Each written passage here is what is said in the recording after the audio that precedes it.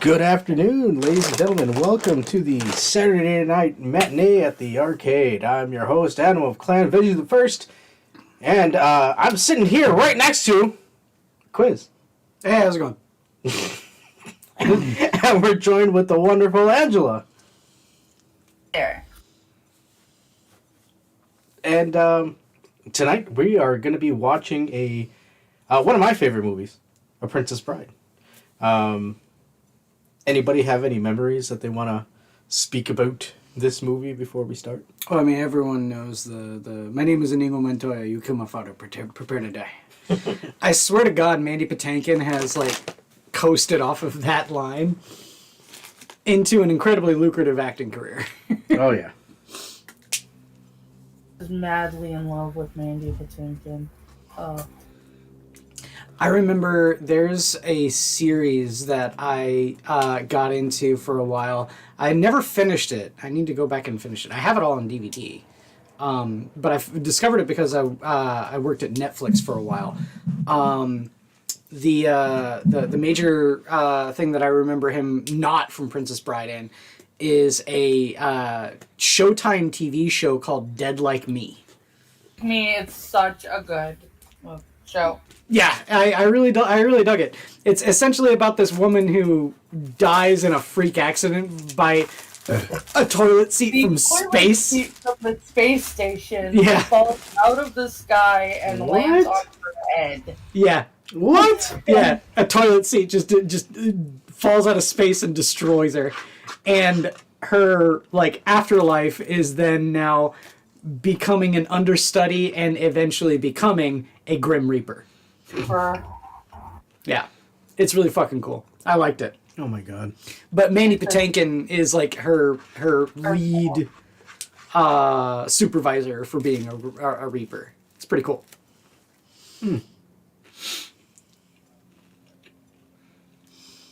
There are 5 or 6 Reaper characters.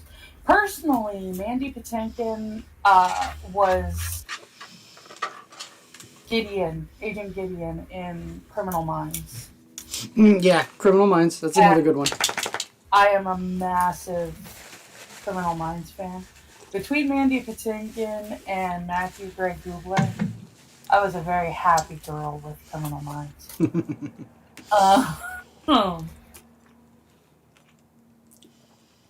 Yeah, I don't think I've ever saw it. You ever seen Criminal Minds? Mm-mm. It's a procedural, villain of the week cop show about FBI profilers who have to track down serial killers. Oh. It's pretty cool. It's a pretty cool concept.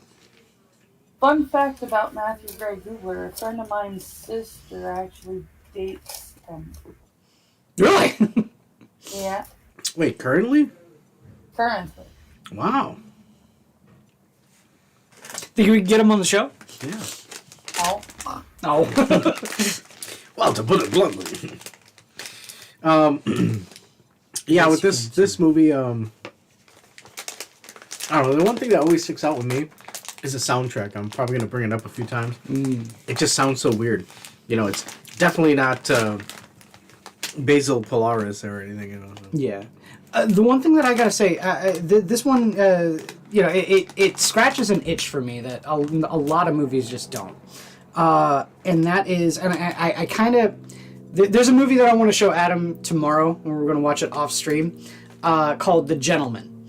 And that movie, this movie, and my favorite movie all share something in common, where it's a narrative told in a roundabout way.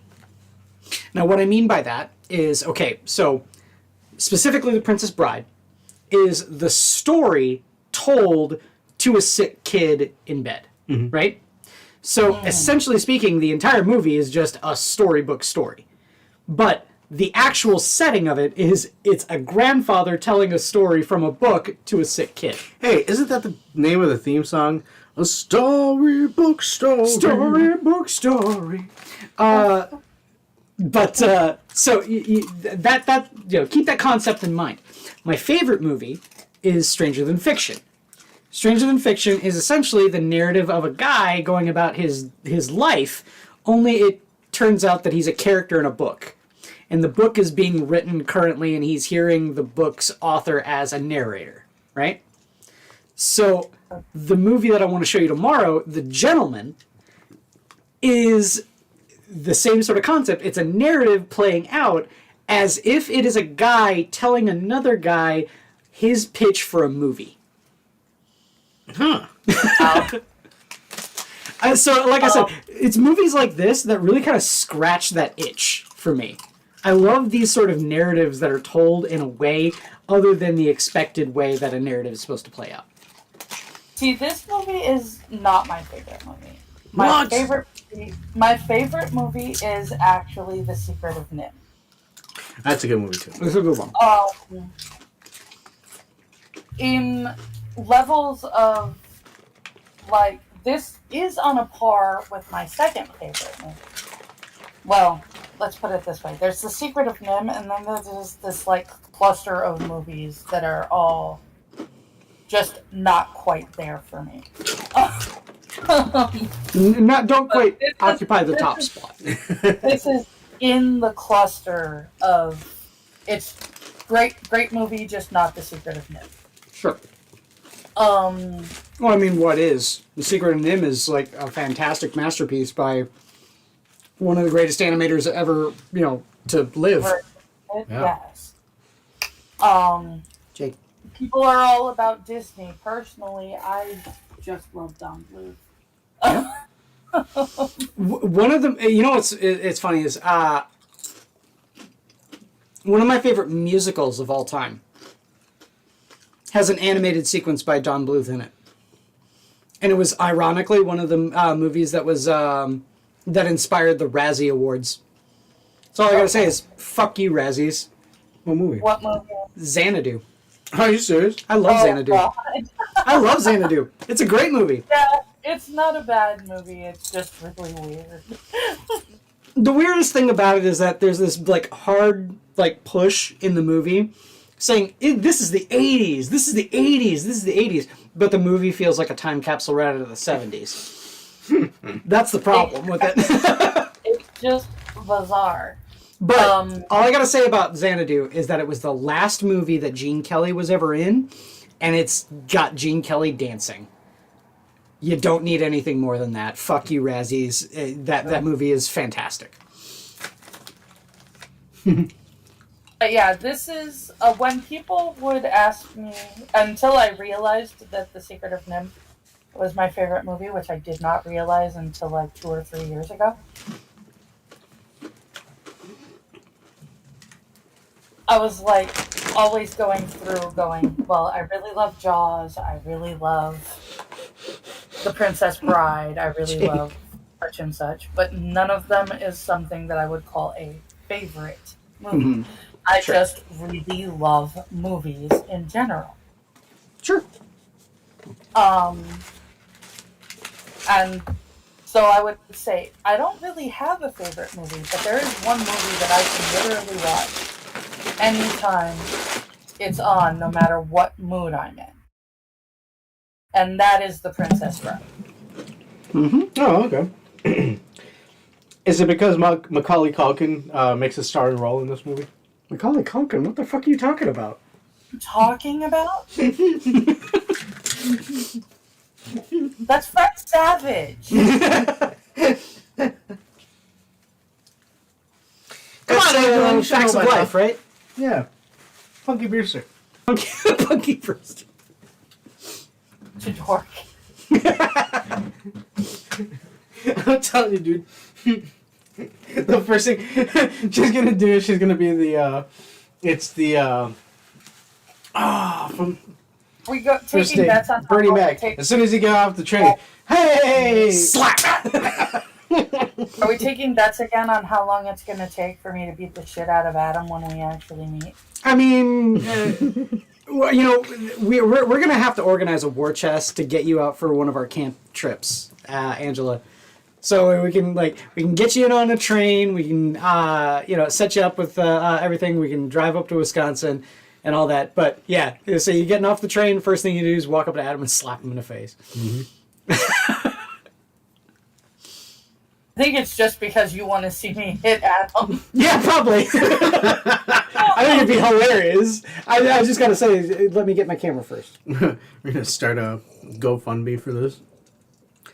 Oh no! The whole point of this is all the money is going to how hard Angela is gonna smack Adam in the face. Oh. What if 5 fingers set in the face? Sir! Sorry, we had to mute for a little bit because Adam had to wrap up his bread bowl because Jake was dead set on trying to eat it. Yeah, dude. Sorry, Okay, so Jake. the boys made themed food and drinks. Today I'm just doing movie stuff. I have my popcorn, I have my fruit snacks, and I have my sparkling water to pretend it's a soda. There you go. Dude, are you Boys know what? went all out. You know what I'm gonna ask, Angela? Are your fruit snacks Shack? Is it shakaroni? Are they Shacks? I really am semi-addicted to these. They're inexpensive, like regular fruit snacks, not like gummies. But they're filled with a juicy burst thing. Oh, okay. But they're shaped like fruit, so it's like fruit shaped gushers. Okay. And none of them look like Shaq, though. Just Yeah, I to was be gonna say clear. that's the important thing. Do they look like Shack? Like the fruit they're supposed to taste like. Oh, okay. They need to look like Shack. But Do you still have any of those? I have the they're whole called bag. they're by a company called Black Forest, and they're like $8 for 80 bags of Well, that ain't bad. fruit snacks. So Yeah. I'm like, So yeah, I guess we went to the nines with this. We made we went to Panera. We got bread bowls. I was supposed to get chicken and wild rice, but they gave me fucking cheddar and broccoli. That's fine. I'm okay with cheddar and broccoli. Adam got cheddar and broccoli, so I think they just doubled up on it. Yeah, they doubled up on it. They're like broccoli, potato, and their brain couldn't go for a third one. Yeah, for a third. Yeah, it doesn't compute. Okay, this is one thing I was going to ask. And this is, since we're pre-show here, is anyone else like pissed off that now the PDA for like any place where you go to pay asks for a tip? Why the fuck do I want to tip you, Panera person? You're not serving me.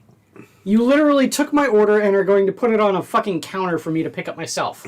What do you think? Did they divvy the tip up between the person who ran the register, the person who cut the bowl up? Or? I don't know. It doesn't matter. Probably doesn't, no. the tip is supposed to go directly to the driver. But we didn't get it delivered. You didn't? No, we went to the store. Oh, so stupid. Yeah, that's the thing is that there's so many of these like stores now, or like sort of thing. When what I meant by PDA is like, you got like the place where you tap your card or you insert your card or swipe your card, that sort of stuff. They always now have a tip option, and when I paid, it asked for a tip. I'm like, fucking no, you're not serving me. You're not refilling my drink. Dude, it asked for a tip when I went to the Amazon Fresh store. Did it? Yeah. What the fuck? I was doing self-checkout, and I was like, dude, would you like to add a tip? And I'm like, why? for me? Yeah, I was gonna say. You actually go to the store when you do Amazon Fresh? Yeah. Yeah, we have a store for Amazon Fresh. I got there during I know lunch. there is one in San Diego. I just don't know where exactly it is. I only know because the guy that worked there was on the bus with me going home when I worked at the answering service. Yeah, we've got an Amazon Fresh store in the west suburbs. We've got an Amazon distribution center in the west suburbs too. Mm-hmm. So yeah. Hey, dude, if you want to polish off that rest of the blood orange, another Okay. drink, Go for it. You don't have to ask me twice. So, we're ready then, right? So this is my third cocktail. Okay. Adam Stone was they made first. a drink called the Bloody Revenge. Yes, Inigo So Montoya. yeah, I went and I looked at yeah. So we haven't gone through all of the stuff. So yeah, we did the soup because Ralphie is sick at home, and that's why his grandfather's telling him the story of Princess Bride. Mm-hmm. So that's why we got soup. And then the other one is I went on Google and I looked up just cocktails inspired by the Princess Bride. And the very first one that came up. Now, here's the thing. I love blood orange. It's not a secret. It's my favorite fruit. I think it tastes amazing. So when I looked it up and I saw at the top it was Inigo Montoya's Bloody Revenge, I went and said, oh, well, we've got to make that. And I saw it had a whole bunch of other ingredients in it, like you're supposed to muddle some mint and you're supposed to garnish with limes. And I just kind of boiled it all down. I was like, fuck it. I don't want to do all that. I don't want, like, bitters, too. I don't think I have bitters on hand. And, bitters is like a bar science that I am not fit for figuring out. So I just kind of boiled all the ingredients down and said it was, like, blood orange juice and soda water with bourbon whiskey. So I'm like, fuck it. We've got blood orange soda at our local supermarket. So I just got blood orange soda, and we mixed it with some... what is this? Common Law Kentucky Straight Bourbon Whiskey. And it is fucking fantastic. So it's a bastardized Inigo Montoya's Bloody Revenge. Cheers. Salud. This is my third one. This is Adam's first. It's fucking delicious. I don't care, man. Right, because Chris is already well on his way to a drunk. Yeah. Well, you gotta get ready for the I'm having a good time. I don't care. All right, so with the snacks secured and the drinks ready, I don't have to do anything over here. Who wants to do a countdown? 5, 3, 2, 1. Go.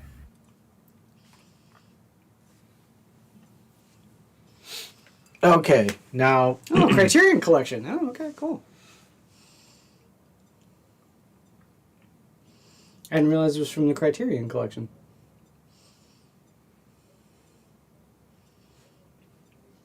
MGM.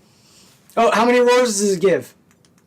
You gotta start... 2! Sound Only 2 roars? Have you guys heard about that? The theory about the MGM logo? The lion, how many roars it gives, is it's giving its own, like, critique of the movie. Yeah. Really? And so, like, this movie's only 2 roars. Good. I thought you were supposed to start Pink Floyd at the third lion roar Oh, I guess. with Wizard of Oz, and that's how he syncs up. Boom, boom, doom, boom, doom, boom, doom, boom, doom, boom, and you're copyrighted. Boop. Wow. Nay. See, now it's stuck in your head. Oh yeah, I forgot.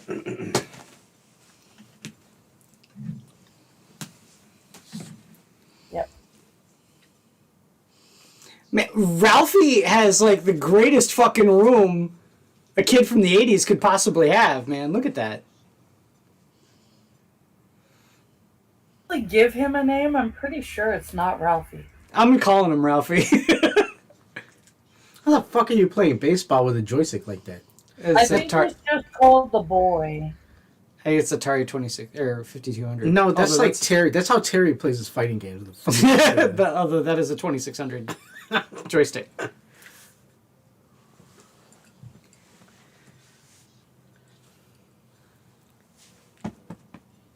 Come on, Jake. Come on. Come on. We're going to read you a book, Jake. Come on. Fencing, fighting. Come on, Jake. Come on. Come on, bud. Come on. Come on. Good boy.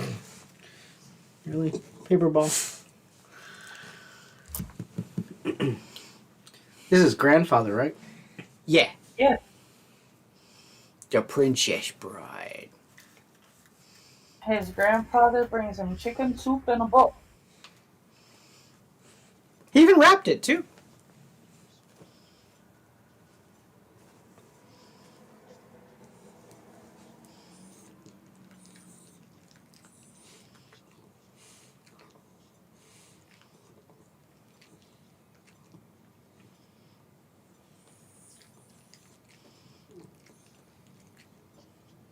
Hard ass.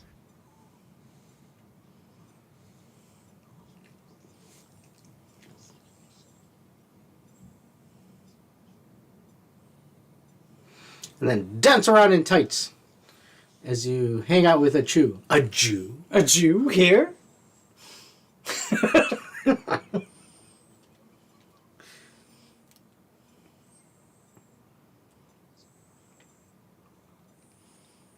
Oh, I got a thing for dirty blondes. Because of this movie.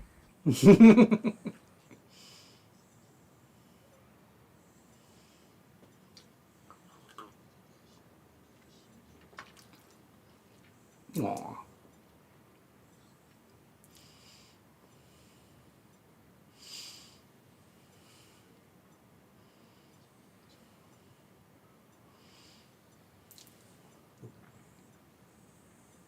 Do you think that the people who made Kingdom Come Deliverance were trying to go for this movie? No. Or at least the first one. Yeah, the first attempt. The second attempt, how can we do everything opposite of this? Aww.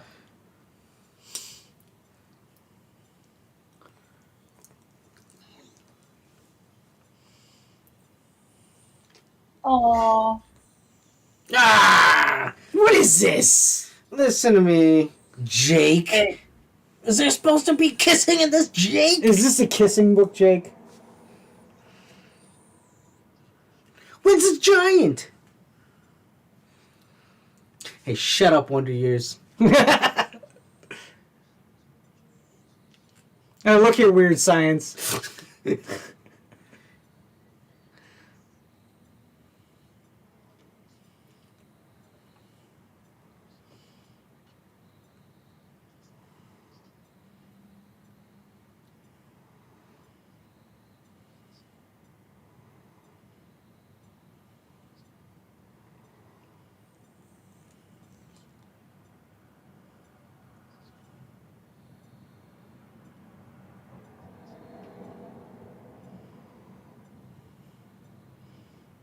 Oh, Carrie Elways. How does that line even work? Come on now. This is true love. You think this happens all the time? Of course Every day? I mean, yeah, it happens every day, but, you know, not to very many people.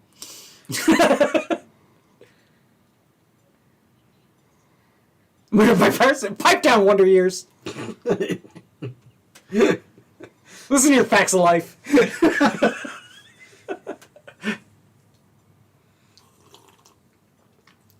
yeah, he is Kevin Arnold. Yes, Kevin Arnold. What would you do? Sing attitude. This. My brother says, in my head, he's Kevin Arnold. He got sick, and the family couldn't afford Dad to get sick and miss work, so they sent him to a random family member we never met in 1 year. What the shit? Yes. What was that movie?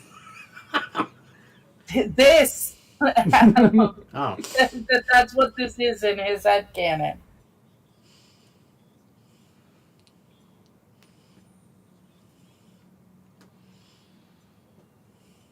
Except for video games and stuff like that, bro.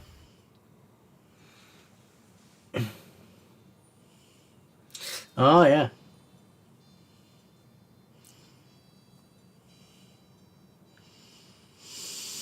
Excuse me. Whoa. Like, what the hell is that on her head? Take it off. I mean, it wouldn't be so bad if it was just like a diadem. The dress is great, but that thing on her head gotta go. Well, it wouldn't be so bad if it was like a diadem, but the fact that it's like a whole like skull cap is weird.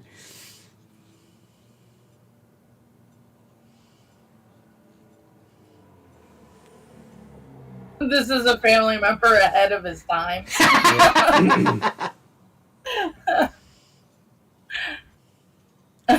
He helped start Atari. But that was a 5200 he was playing, though. It wasn't even the 2600. Yep. Uh-oh.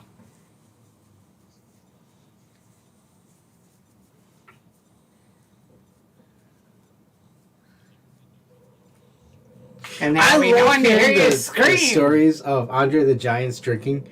Like, Oh, yeah. he's like, yeah, he'll drink a 24Ks on the way to the fucking arena. Yeah. And not be drunk. Yeah, not be. He's like, nothing.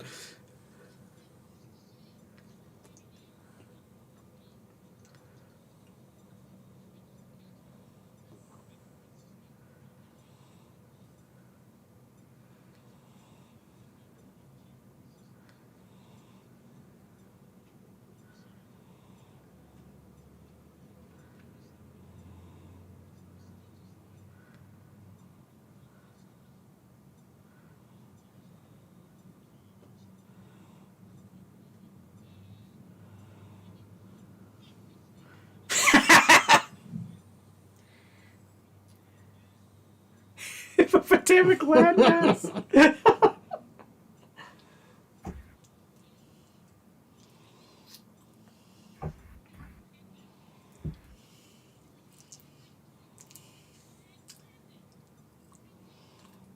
How do you not be able to buy brandy? He's drunk. No. He was drunk enough that he was not earning Greenland. enough money to buy brandy. That's why Donald Trump wants to buy Greenland. Oh. He wants more Because he's Andre the fucking Giant. There, yeah. I think Greenland is like a country of Andre the Giants. Yeah. We could import all the Andre Giants. Gonna import all the Andre the Giants. Mm.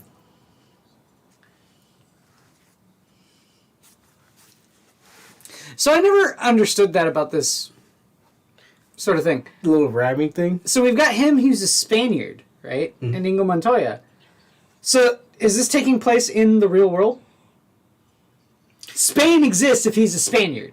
Well, didn't they say that they're trying to start a war between Florence and some other place? Yeah. No, Florin, not Florin. Florence. Yeah, not Florence. See, that's the reason why I was saying. I was like, This Florence is a real place. Okay, I read the book. Mhm. It is supposed to be set in the real world. Okay. These are supposed to be small city-state countries that existed in Europe before Europe became Before they unified as a more country. delineated. Before it became more delineated. Yeah. Countries. So they're occupying as though like fiefdoms or city states, and I get that. Also, I read the book. I don't recommend it. Well, the reason why I say that though is that so we're in the real world, where Spain exists, Florin exists, and so on and so forth.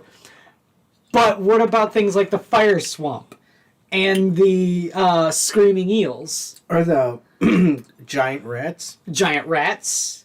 Those are realms of fantasy. So is this like a fantastic version of medieval England? A mixture. I mean, where else will you going to find a giant named Andre? Fantasies The real and world. fairy tales that take WWE. place in the real world. Cinderella took place in France. Hansel and Gretel took place in Germany. Do you really think that there was a witch with a gingerbread house living in the woods? Well, I mean, if you really base it the think fact that Fairy it's not Godmother- in England or Germany, then yeah, sure.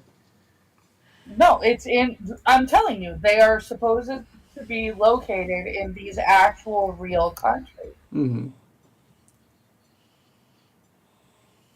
They're just fantasy stories that take place there.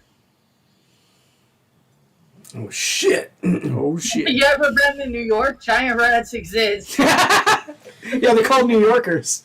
Oh, good job, brother.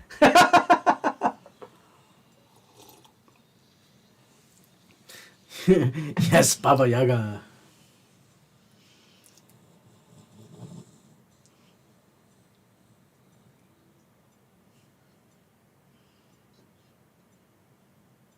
You looked worried there, Wonder Years. Look, you're clutching your ball sack. You're kind of scared there.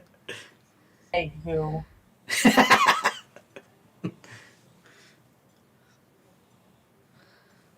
Come on, Ralphie. You know what? You're getting Tomorrow I'll into the take you to story. California. You can go see the dinosaur. Yeah, right?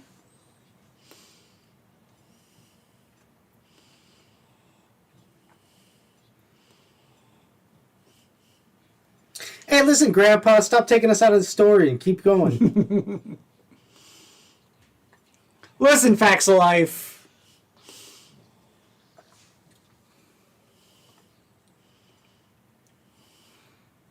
Why is he concerned about how she dies? I mean, he was going to kill her anyway. Yeah. Specific location. Yeah, I know, but I mean, like, in order for her to Start the war. yeah. I mean, he could just It's not rough up the gonna do him any dress. good. It is not going to do him any good if she is torn apart by eels in the middle of the ocean. He could just rough up the dress and say And that there's she nothing escaped for the people who kidnapped her. I mean, Yeah, but then if you see that she's torn apart by animals, it's not provable that anyone murdered her. well, like I said, you could just claim that she jumped overboard from the kidnappers. It has to be very clear that she is murdered. By specific people. Yes. With, like, the specific flag on her name. Yeah. Like, Basically, they have specific accoutrement to leave by her body when they. no, I don't think the French are part of this. I think this is all Italian. Accoutrement. I couldn't think of a word. I couldn't think of an English word. It's There just, are things that they're going to leave with her. Paraphernalia. I can just see Angela every time I say something stupid. She's just looking at her hand like, this hand. This hand. This... It's just like it's slowly clenching into a fist. Likely to punch him because it stings slightly less. Yes. Wait, stings on me or you? Her. Oh. Like, yeah, I might cut my knuckles, but Okay, you don't have to get too detailed. That's Scared me now. that's actually less painful than the sting of a slap.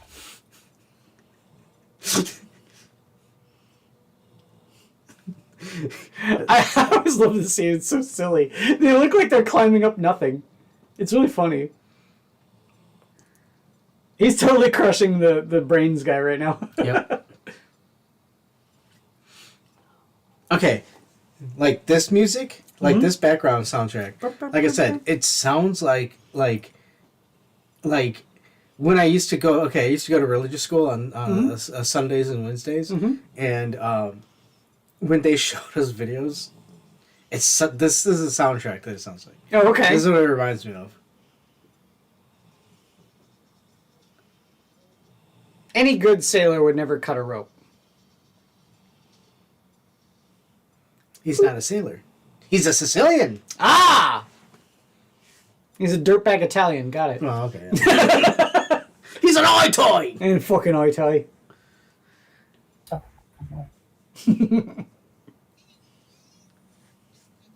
Inconceivable. I don't know what do you think it means. I wonder if you can get his sword.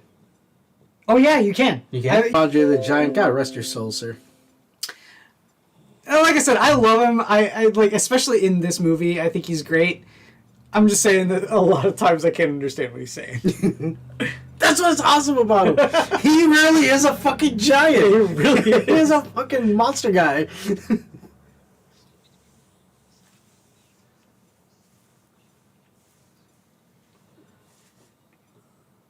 Thank you. It's just because I am becoming impatient. You know, I once did I guess you call it a tryout audition, right? Yeah. And I did his fucking dialogue here. Really? Yeah, where he explains why he does what he's like. My father gave me this sword, and I didn't get the part, but I still got a role in the show. So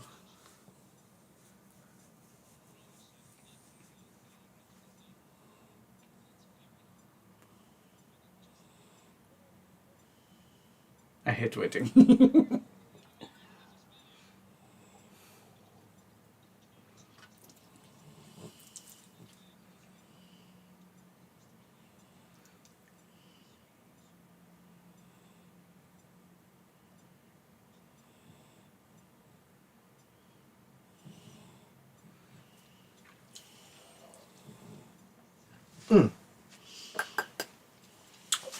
blood orange is delicious. It is. I'm telling you, man. This is a really fucking good cocktail.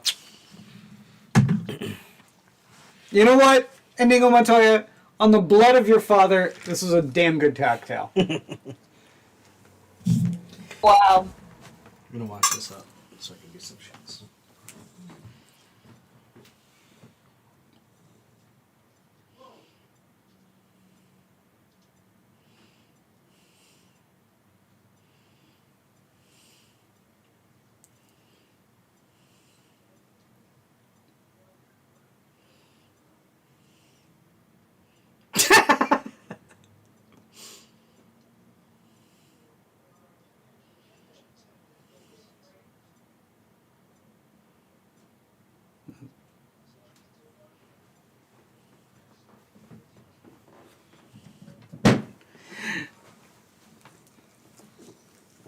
Little fact here: 6 fingers on the right hand is supposed to signify the Antichrist.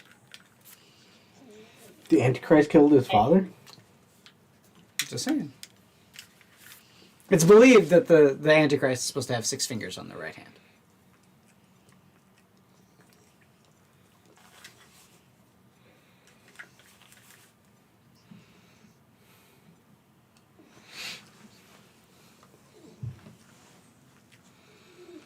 Yeah, this part.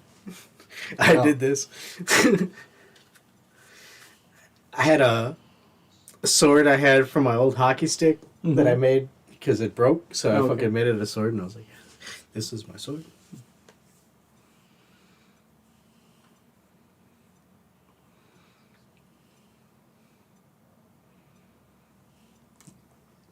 Give me the scar.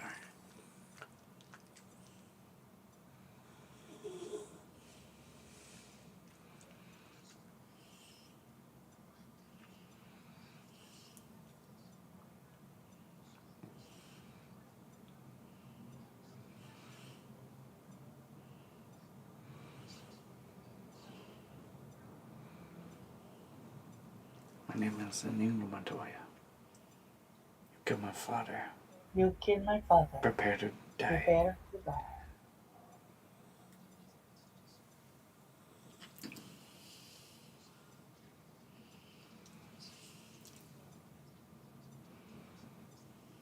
And the little Angela fell in love. Not a lot of money in revenge. Yeah, that's true. I like how he was like, well, for the first part, but then after that, Yeah. See him at this one, fellow.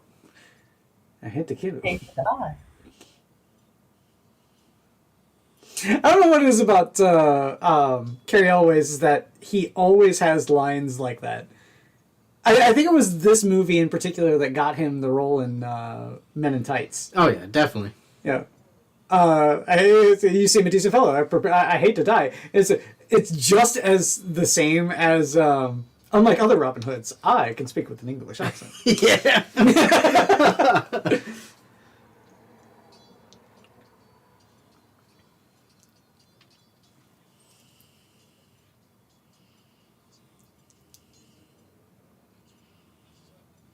If you study ancient, not ancient, but like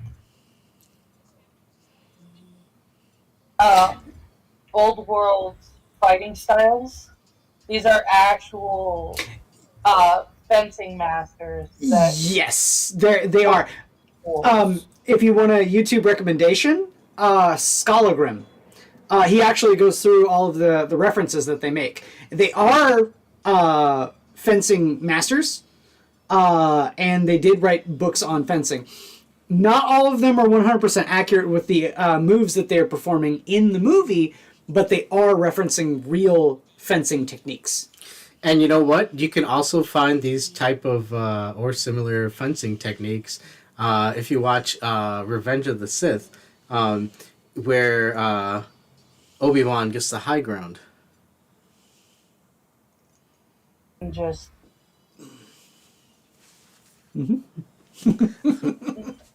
yeah, I'm gonna be nice. See? You see? I don't even see. She's so gonna punch you when she sees you.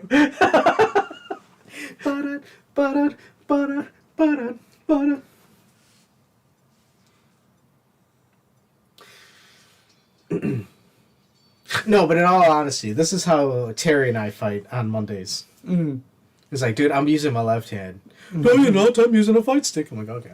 Well. We need to get a cheat stick. I'm gonna talk to my buddy Dave about getting a cheat stick. Even the match. Yeah, well, I mean, just to have one. Sorry, cheat box. Cheat box. Cheap box. Yeah. Fight box. Okay, isn't it a hitbox? Yeah, that's what it's called. It's called a hitbox. My buddy Dave has one, so yeah, I just gotta.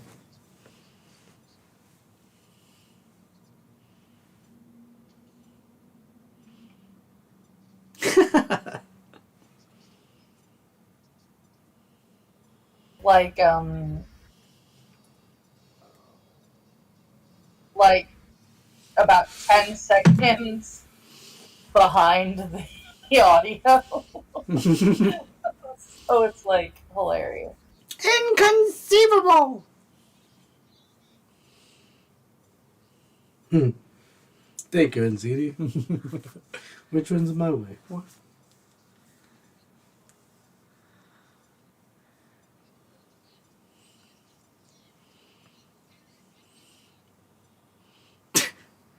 Oh.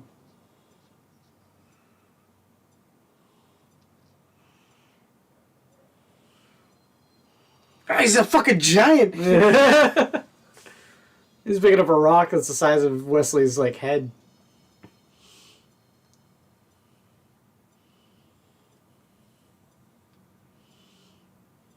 I just realized I've been calling Wonder Years Wesley, and that's what his name is. You've been calling him. You haven't been calling him Wesley. What have I been calling him? I've been calling him Ralphie. Ralphie! That's what I've been calling him. Sportsman.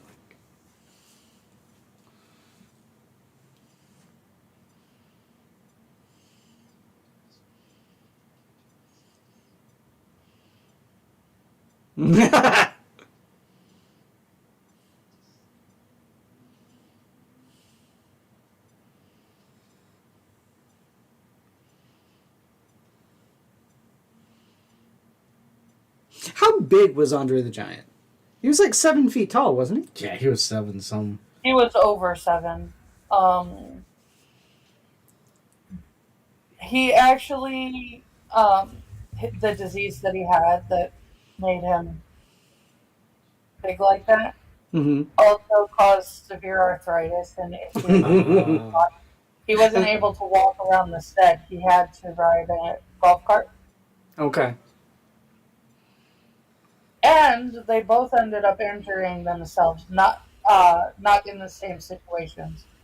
Carrie Elvis broke his foot during the duel with Inigo Montoya. Oh, really? He also broke his shoulder at some point during the movie. And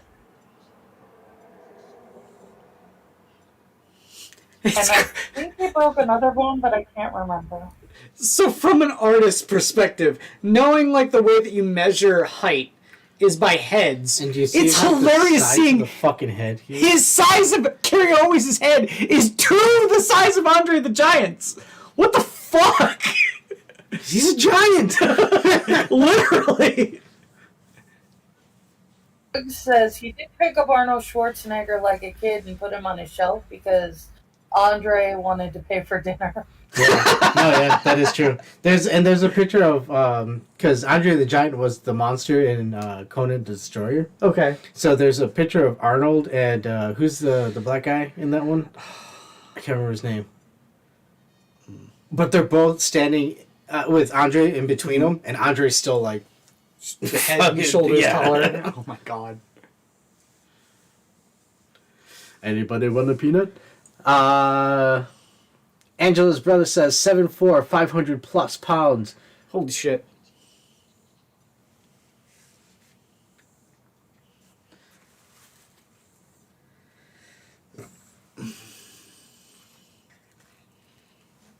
Well, there's no blood, so you know that.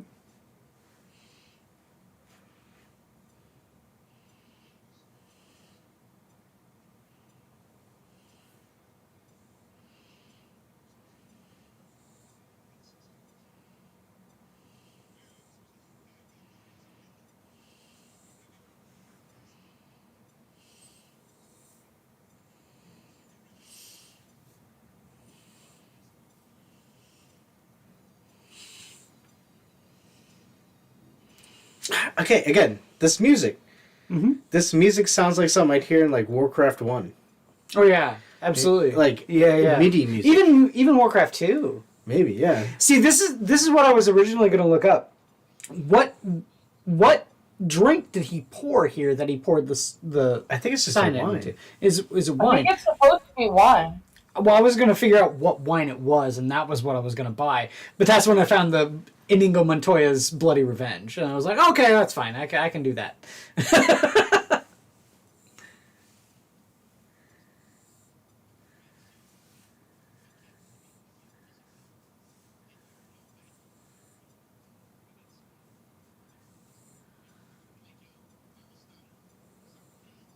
So crates. Morons.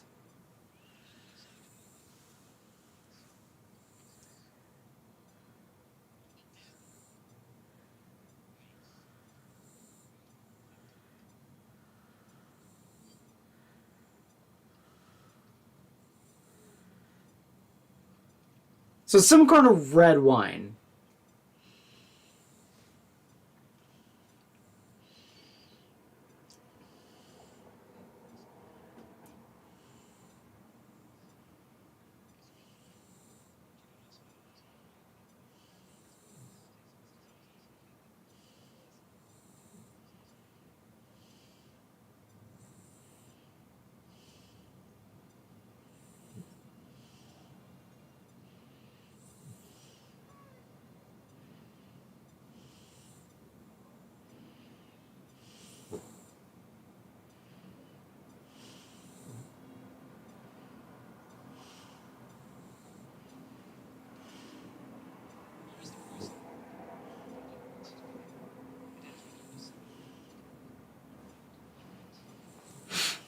Oh!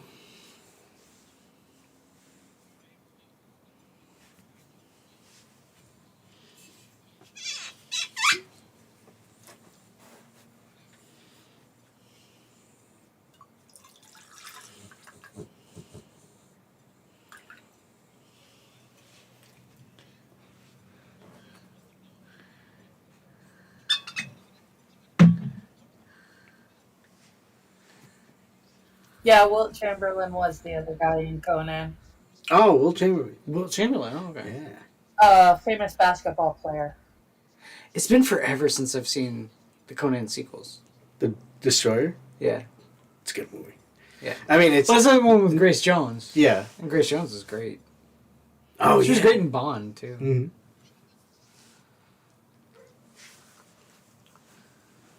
Fun. I don't think she's a particularly good actress. I think she's okay for, like, being a strong woman. Mm-hmm. You know? For the roles that she's in. Yeah. She was a supermodel. That's Well, she was also a bodybuilder. That was the major thing she was known for.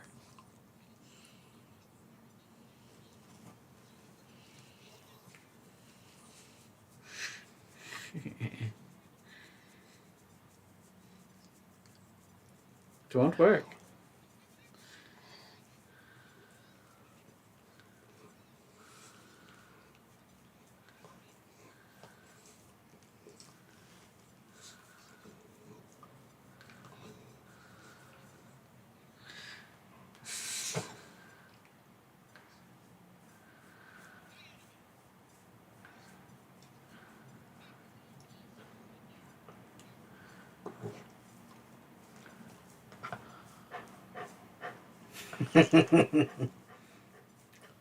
Drink, dirtbag Italian.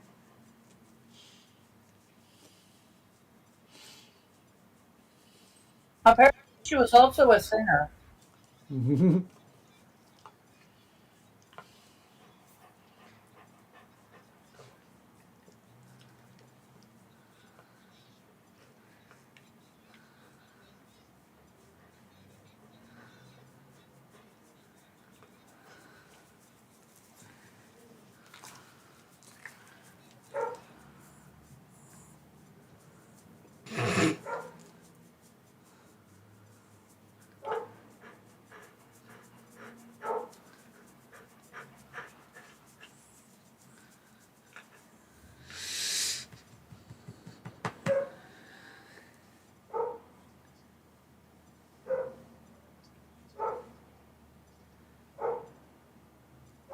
They Wow. both had THC.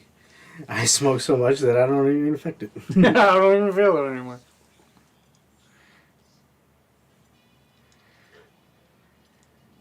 Our stepdad had Grace Jones as TV. Oh, she's also a singer. Okay, I didn't realize she was a singer. Okay, wait. Is she a singer like Eddie Murphy is a singer? I mean, it was funny hearing Party all the time. Party all the If I was time. going to compare, I would say probably David Hasselhoff. Okay. I thought it was funny that I heard Party all the time at Jewel the other day. I was like, really? Hey, Jewel's kind of a local treasure here, so. Jewel? Really? Jewel is a supermarket Harder up here. than Chula Vista. Oh, we have Jewel Osco here in Chicago. It's a local Chicago Oh, brand. no. When you said Jewel, I was thinking of the singer, Jewel. Oh, Jewel Osco is a supermarket here in Chicago. Okay. No, the singer, Jewel, The one who Is, lived out of a car, famously. is from Chula Vista. She started off in at a local coffee shop in Chula Vista called Just Java. Mm-hmm. I always love these like cutscenes back to fucking Prince Humperdinck, like trying to like track Princess Buttercup. It was just funny.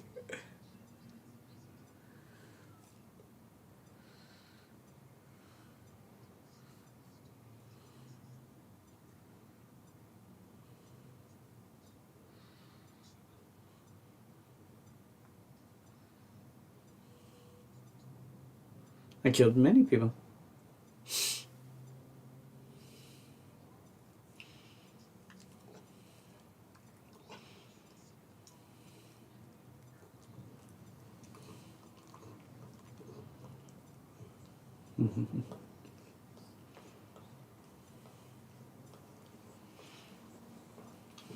I can't remember because it's the only part of him that you can actually see. I mean, to be fair, his head, like his eyes, you can see them, yes, but in a field of darkness. With his domino mask and the black bandana, you know.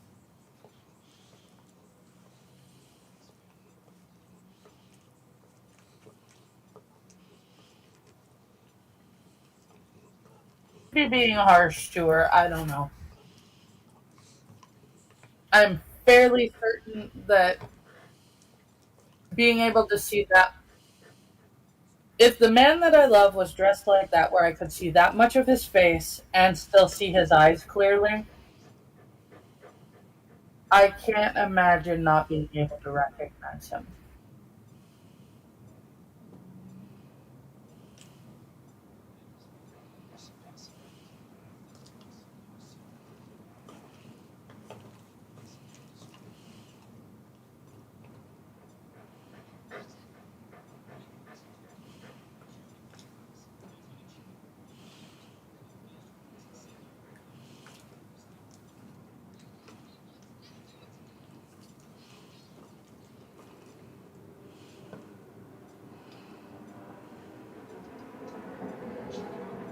Nope.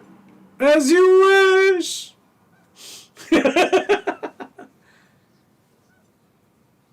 I love this. She falls.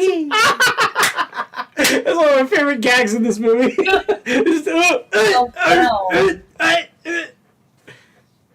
I feel so bad for their stunt doubles. The only person I really fought with that, brother, is Lois Lane. Because she worked closely enough with Clark Kent that she should have been able to recognize him. But see, here's the thing about Superman, right? They have said that him putting on the glasses, it's part of his superpower set, that when he wears the glasses, one of his superpowers is to make himself seem unassuming. What? So when he wears the glasses, he can say, "Oh, I don't look like Superman," and doesn't look like Superman. I was gonna say, unassuming is different than completely different than you actually look. That's a thing. That's a thing. Is that, I'm just saying. Okay, really quick.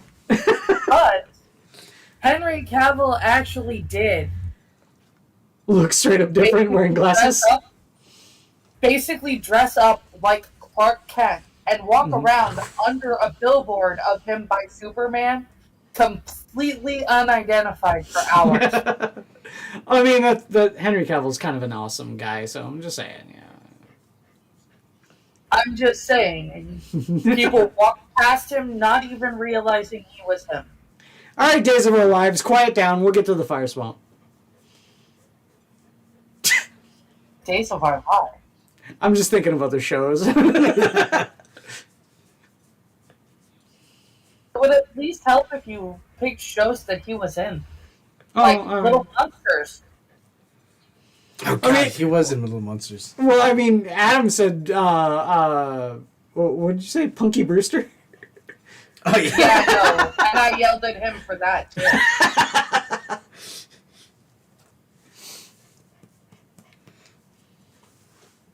Oh, shit. Isn't this more jarring when you do it? Wasn't he in a sequel to Austin Powers, too? Who, Carrie Elwes? Yeah, he was the mole. The Wonder Years. Carrie Elwes? Oh, no, Kevin, you mean... Okay. Wonder Years. Kevin Feedman? That's the senator. Like...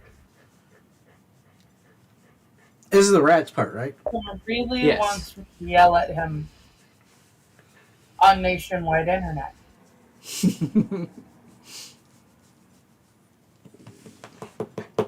Jaker. You're a good boy, bud. Yes, you will. I love you, buddy.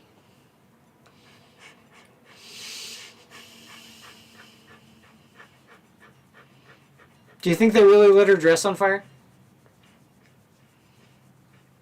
I think she was the one in it. I think most likely it was a stunt double. Could be. Which is why they didn't actually really zoom in on her face until he was just holding her dress. Mm-hmm.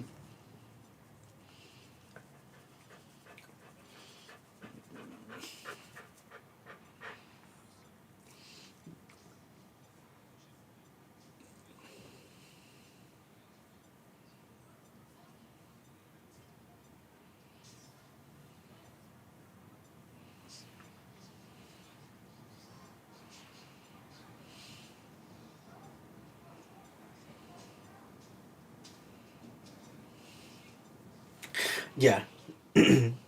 Robin of Locksley in Men in Tights is just this character. Mm-hmm.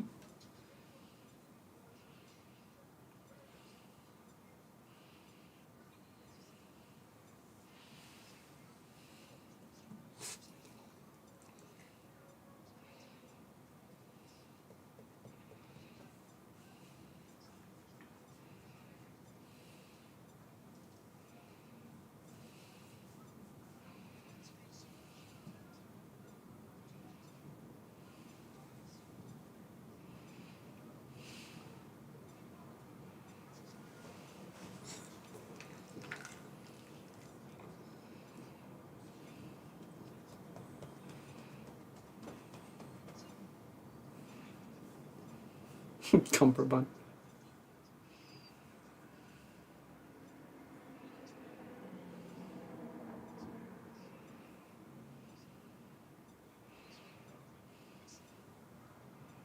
The Dread Pirate Cummerbund.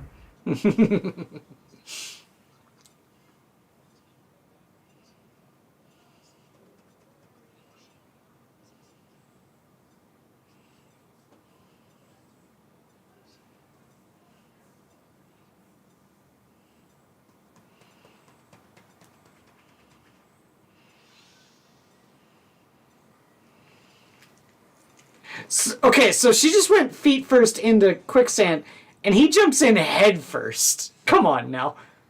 But That's one of my favorite bits in this movie.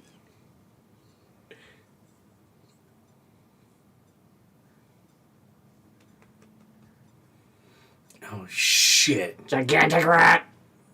Oh no, it's a New Yorker. the description for that in the book was actually really good. The diving into the lightning sand and everything. Mm. Only in the book it wasn't lightning sand, it was actually another kind of sand, but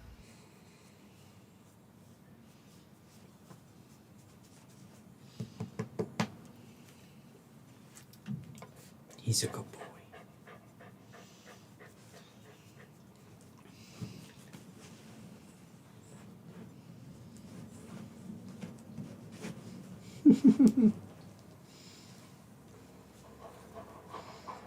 He's gonna lean his head on you.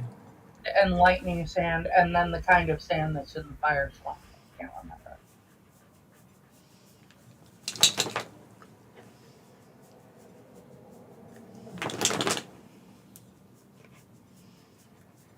This is what, like, pushes me over the edge. Oh, you're okay with everything until the giant rats?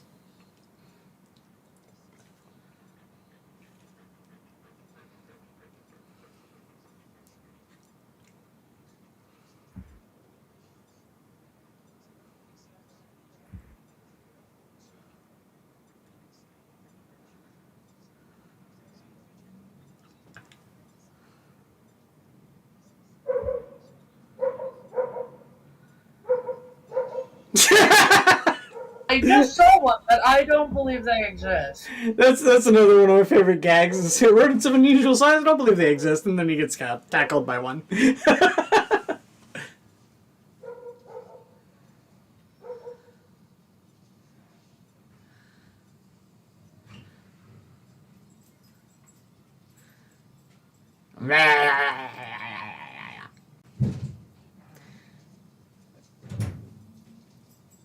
Practical effects versus CGI. There, and that is that. That's where she pisses me off. Actually, no, that's a person. That's actually a person in a suit. Yeah. Well, like I said, it's like, if it was made nowadays, it'd be CGI. Oh, that's what you said. I'm sorry. But nowadays, like, this still holds up. Even though it is, we know, a dude in a rubber suit. It looks good. It looks, yeah. Huh? It looks real. Except that there's a part when he's running away where the guy the suit starts to come up and the guy has to pull up his pants. Really? Yeah, there is. Yeah. Also, in these scenes where it, like, rolls over and, like, you can see its hands, you can actually see, like, the joints and stuff like that where a person is in a suit. But that's okay. Like I said, it looks infinitely better than if it were CGI. Because it's real. I mean, the smoke is coming off of it. It's real.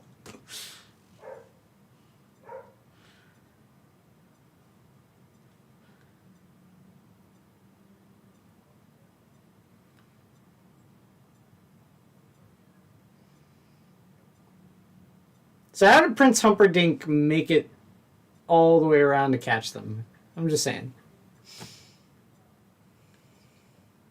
Home. In fact, I'm pretty sure it was nighttime. And he's on horse. I don't buy it.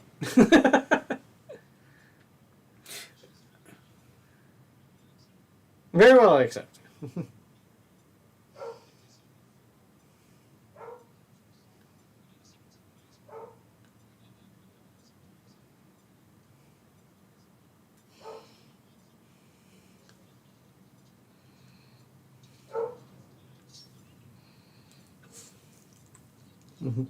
Death before dismount!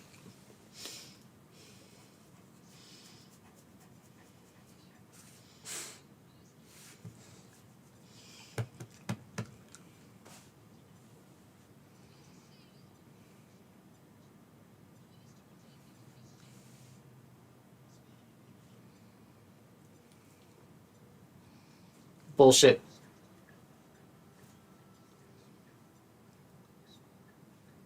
You piece of shit. In the pit of despair. Of despair.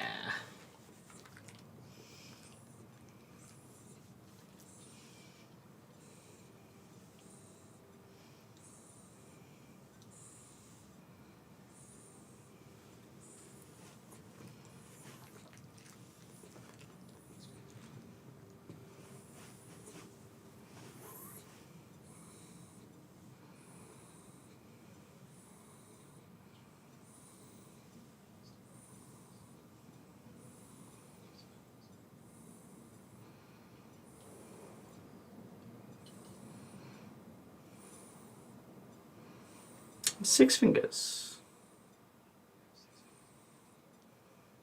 Are we having issues or did we get booted? We had issues. We always have issues, Angela. It's our internet. Our internet sucks. I just wanted to make sure because we've got the spinning circle of death. I just wanted to make sure because we've got the spinning circle of death on YouTube. Refresh, people. Our OBS. Yeah! Our OBS disconnected, reconnected. So Yeah, it's having some streaming issues.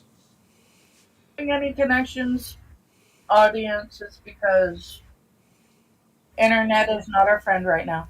yeah. Yeah, if you got the spinning circle of death, just refresh.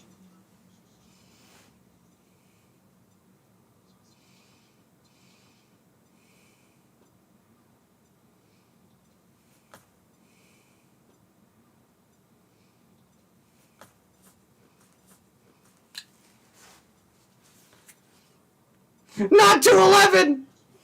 It's a piece of cake to break a pretty cake.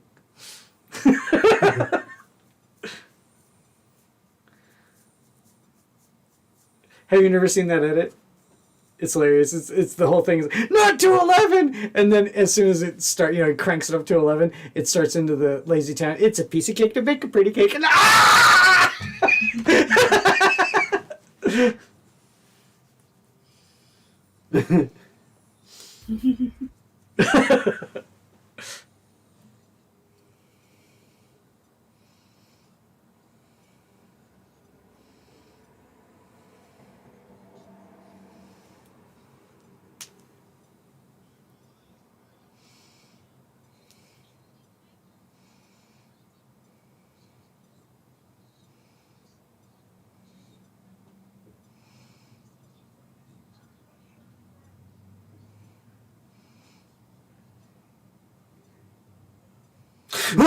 in this book there, Ralphie.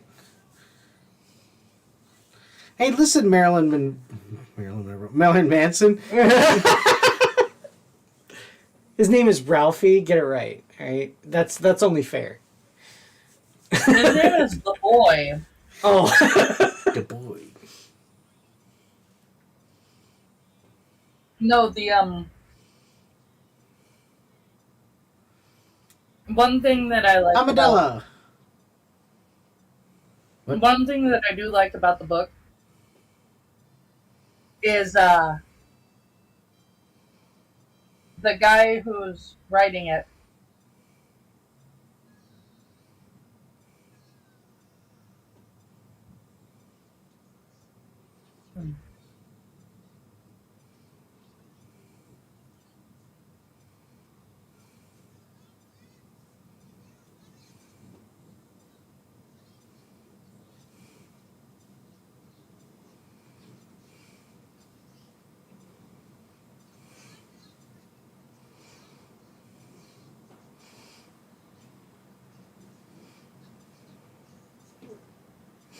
I think we found a witch burner.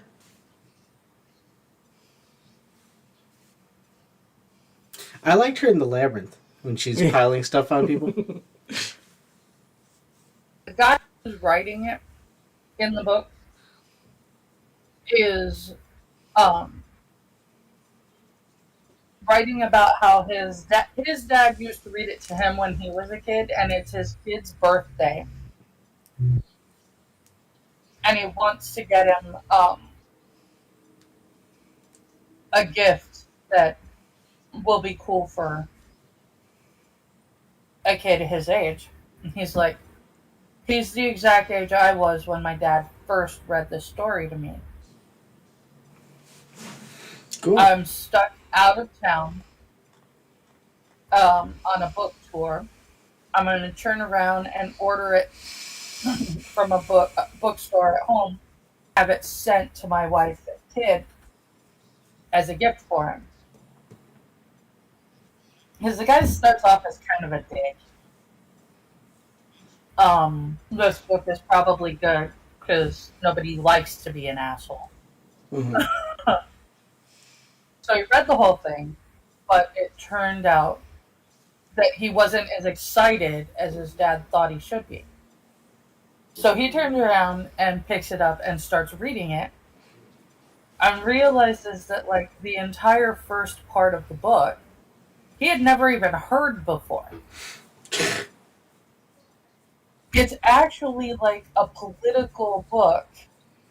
A political book with, like, cookbook stuff written in it and a bunch of, like, weird crap. With the good parts of the story that we're watching right now, interspersed in everything.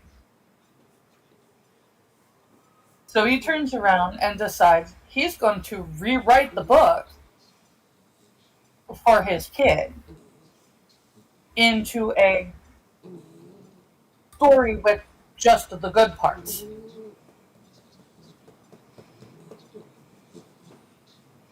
And like I said, that's how we end up with the movie we're watching.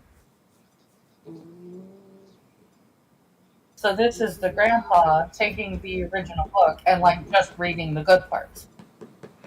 Oh. My wife to murder, and then gilded frame. I'm swamped. Yo. I love the cups on his nipples. Need proper suction. Yeah. Not to 11!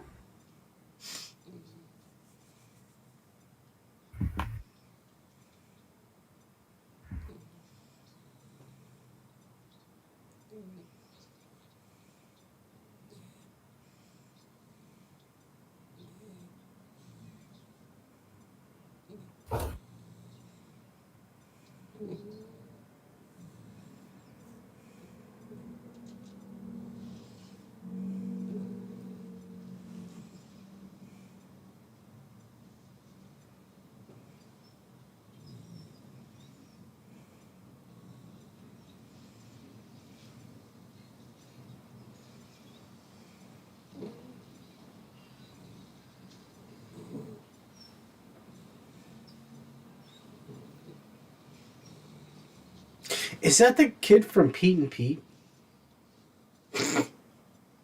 What? No.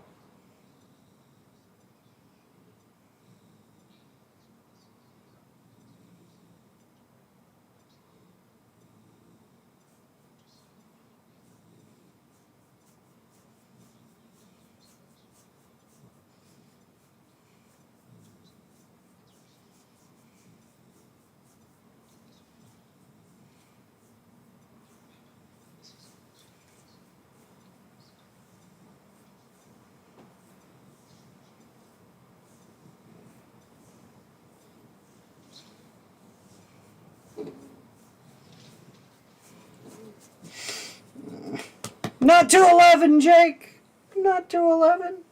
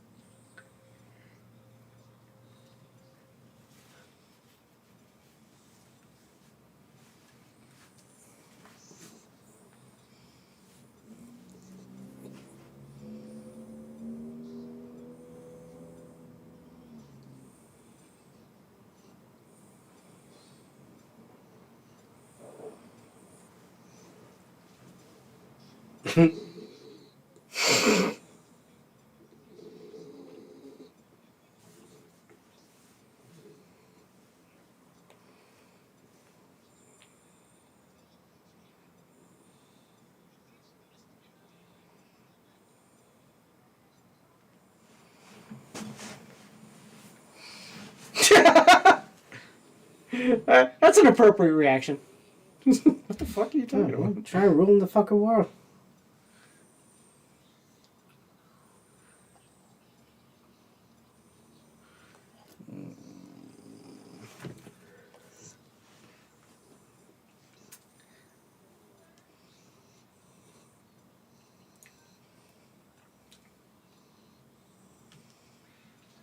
Nice flanged mace.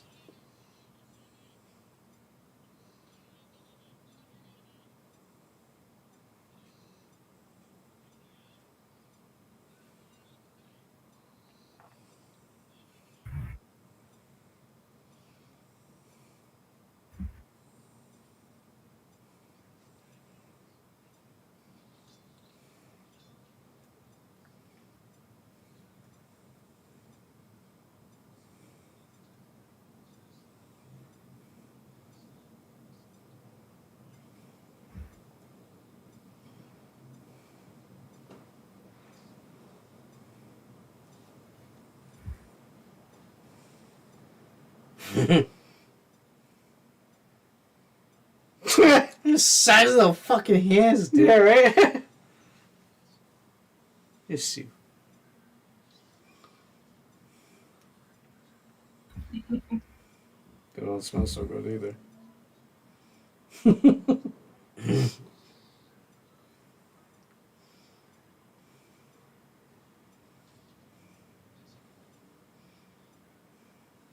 There you go. There's the stew. The sanguine. Yeah, okay.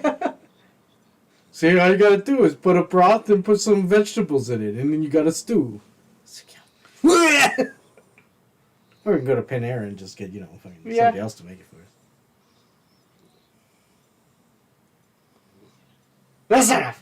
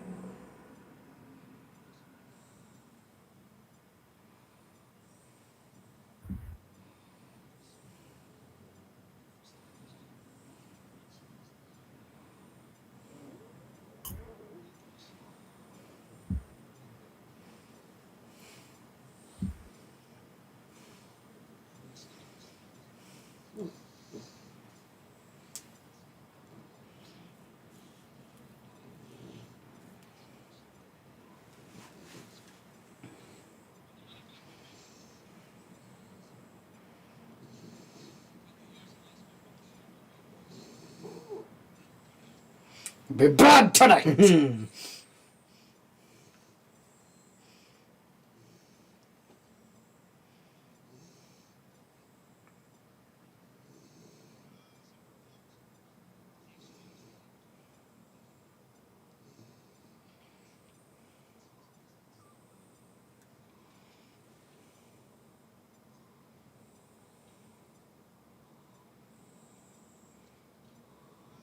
You just set yourself up as a patsy, dude, without a single clue.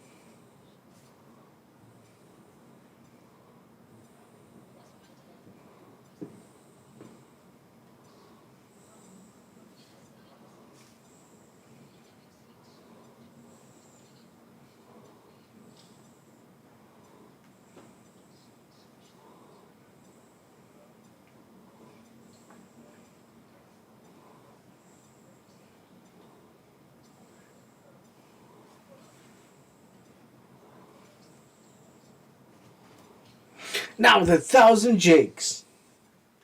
Doors. 1,000 Jakes.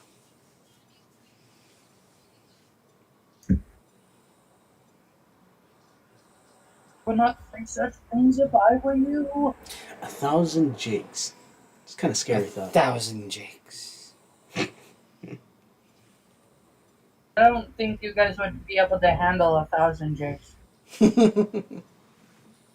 Not 211!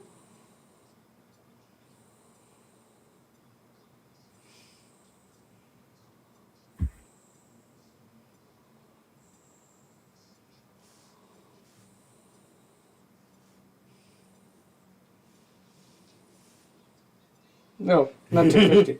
It's a piece of cake and bake a pretty cake.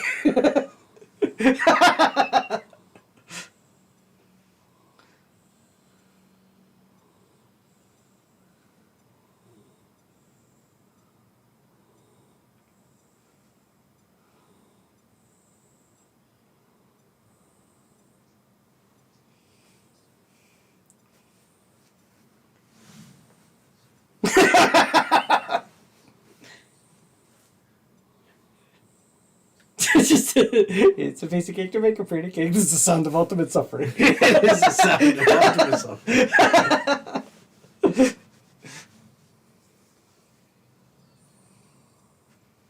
That's why you need an Andre the Giant. The fuck out the way.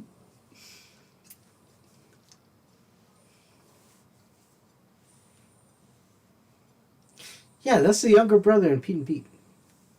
Is it? No. Bonk. That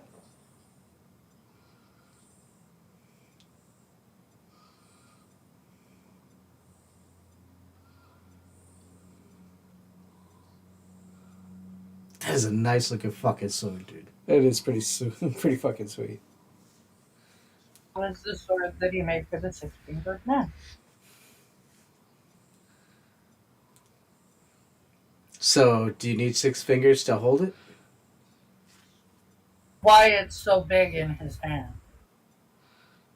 If you look, his hand is way small for that. I thought that was for the balance. No, he just taught himself how to fight with a sword that was built specifically for a six-fingered man.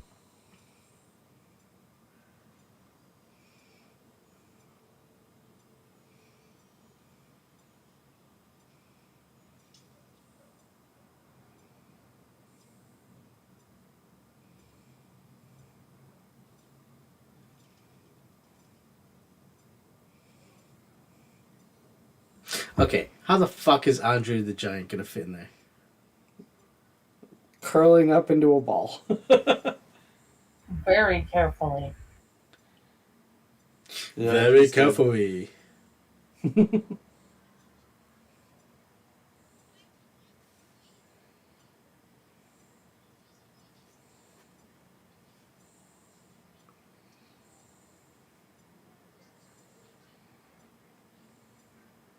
No.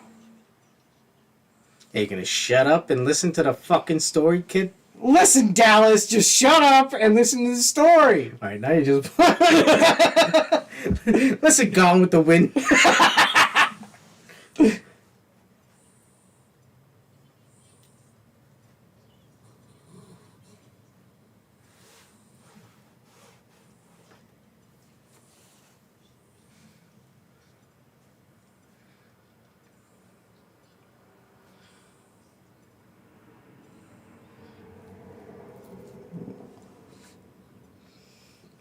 Oh, puppy boy.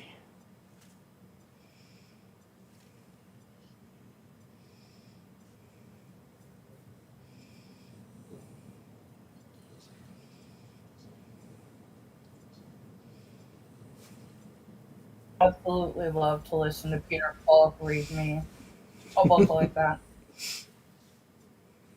And we come to the best part. Yeah, Billy Crystal.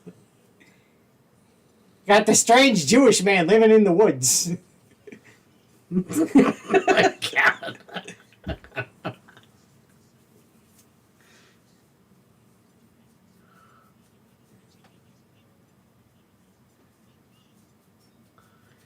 Forget about it. When they were... The behind the scenes thing was... When they were doing this, they had to keep cutting it and telling people to leave the set because they kept laughing as Billy Crystal was just doing Billy Crystal. I might kill whoever you want to need a miracle. He's already dead. Alright. Alright, I can check it out. I can't kill him more than he already is, right? Feed him some gefilte fish and give him a never thin bagel. Wow, dude.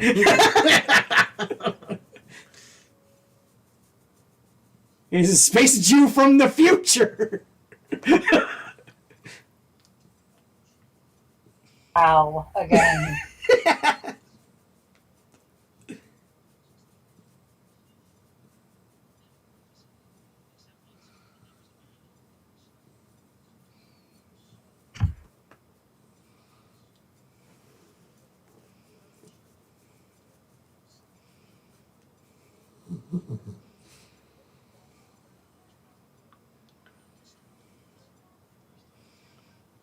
Your first story was better. Hey,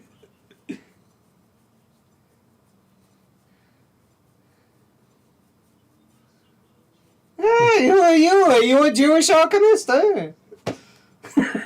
He's only mostly dead. He's mostly dead. He's gonna breathe life back into him here. I love Billy Crystal, man.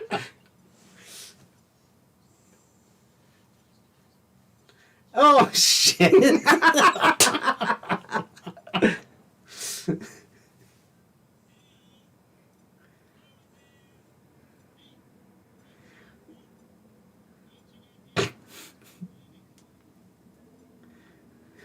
Could you imagine trying to keep a straight face?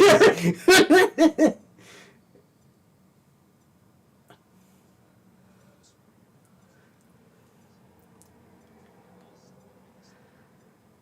In the wild. Mutton, lettuce, and tomato. Oh. The mutton, lettuce, and tomato is great. Especially from the deli down the street.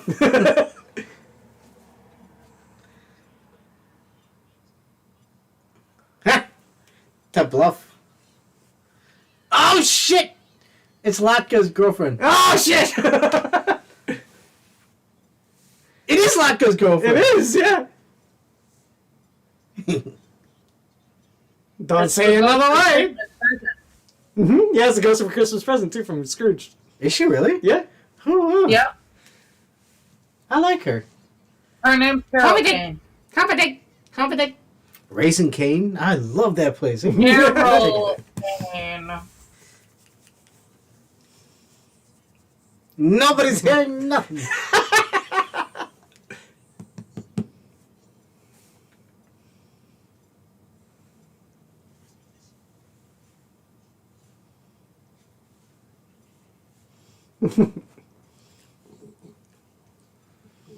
And revenge is a noble cause.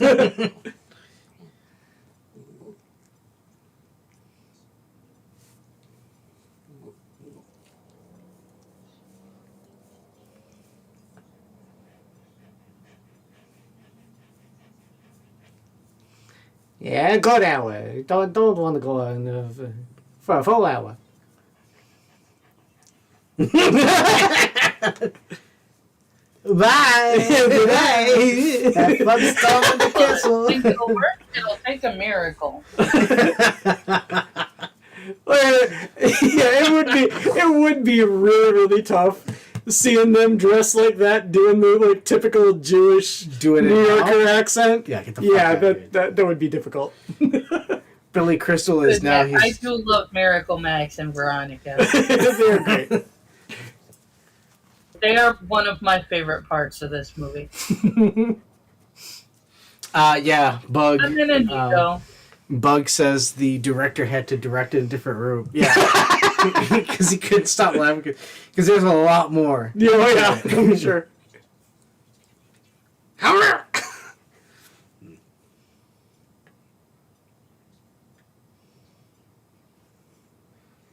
It's mostly dead. Mostly do. Right? Yeah, mostly Jake. Okay, you're all Jake. Let me explain.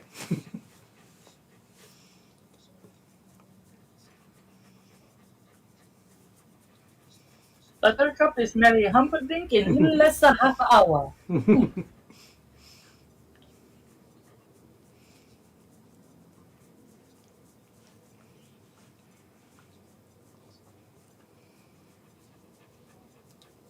He does very good as like a boneless actor. And he has an English accent. Yes.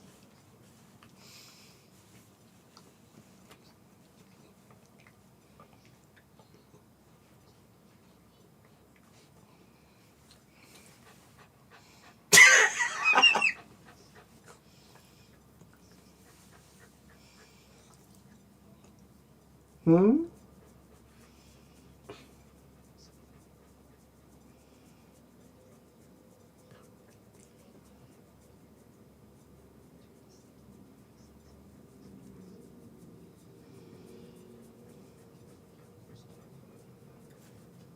Now it kind of. Where did you get that?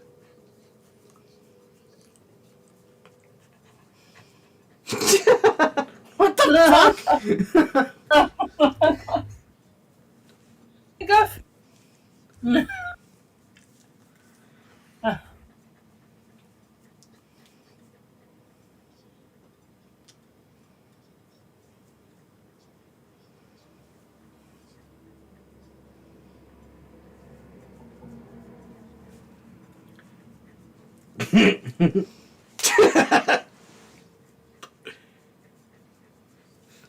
Jake, is it you? Dude. Yes. Jake is a very good boneless actor too. No, he farted. You don't smell that? No, Damn it, Jake. and it's not pointed at me.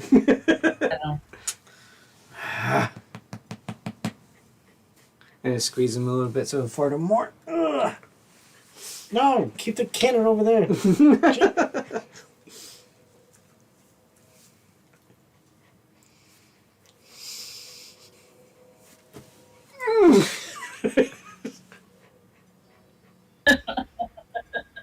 Family! Over. Yeah, this is the other one. Family! Marriage. Marriage! Marriage. Hey, I bet! Hate that guy. Hate that guy.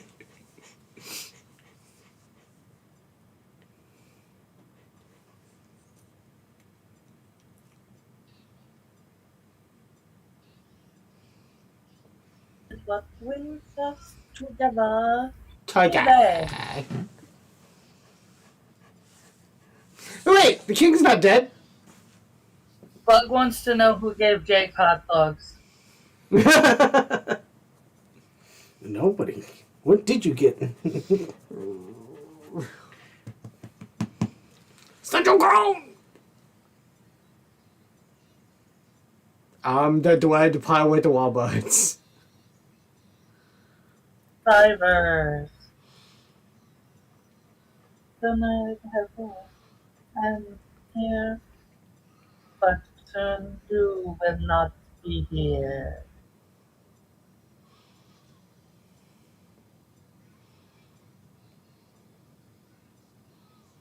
Takes no survivors.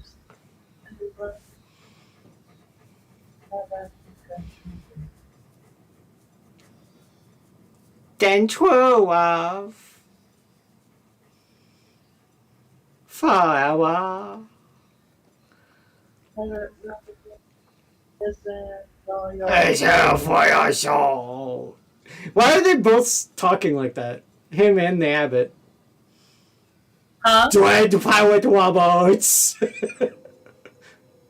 I mean, I don't know about the Abbots, but So treasure your love, the Dwight the Pie with the Wallbuds.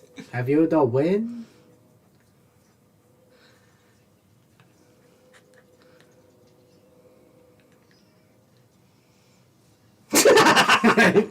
Yeah, that's about the good reaction. Appropriate reaction.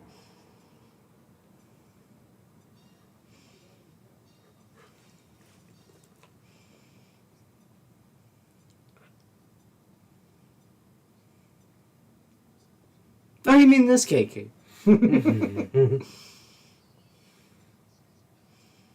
Bah, Chairs on top. Oh, my dove. Princess Man and Buttercup. wife.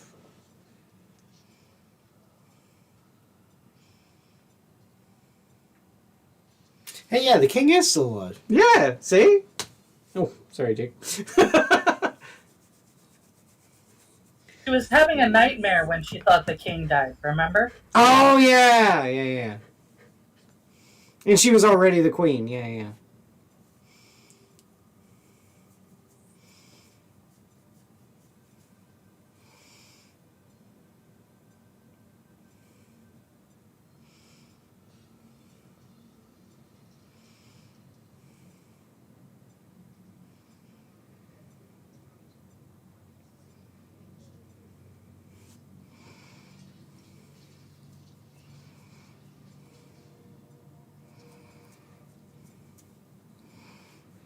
No, this is... You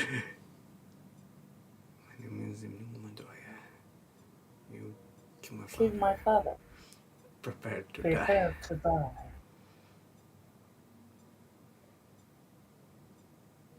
And then he runs away.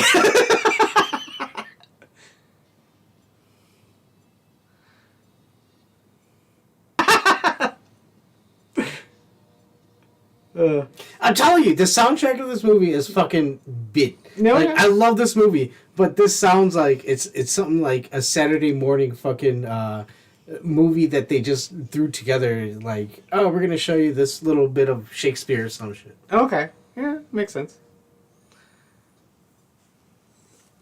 I'll be right back. You better stop farting, Jake. Yeah. There you go.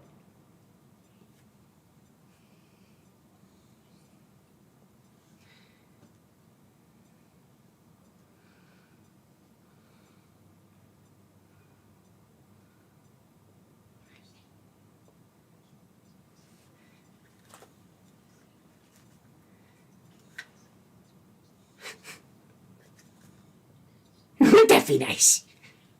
She kissed me.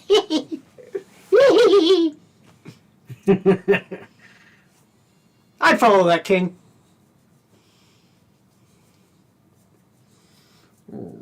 There you go.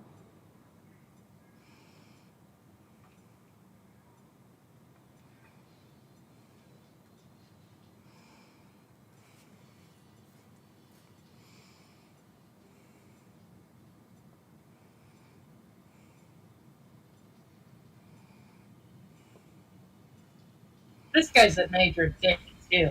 Like, there is nobody who is royalty or related to royalty in this movie that is not an asshole of the highest order.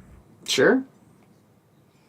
Except for the king, who's just sort of there.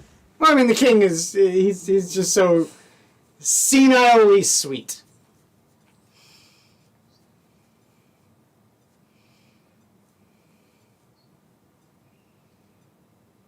Assholes or incompetent.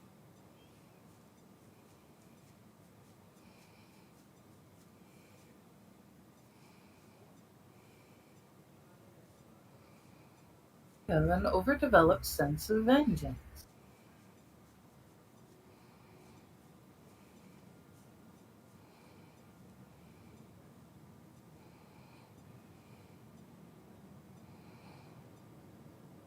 Ooh. See, I'd like a knife like that.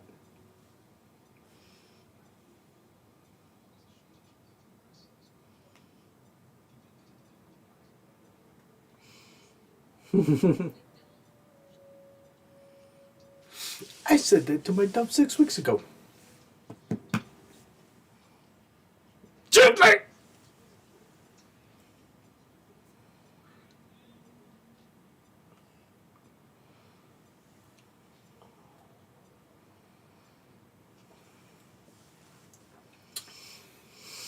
Oh, would you like a date? How about next Thursday?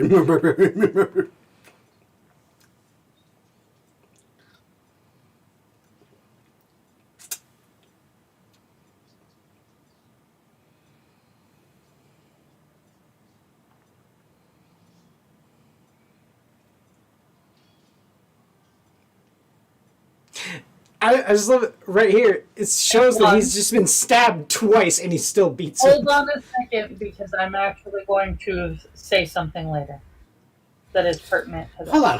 How do you tell us to hang on a second because you're going to say something later? No, just watch this scene because I'm going to say something pertinent.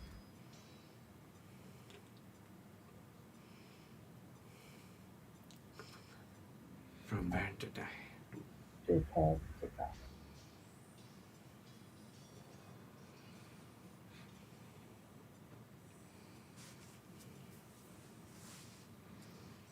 Stop saying that. Okay, there's one. There's two.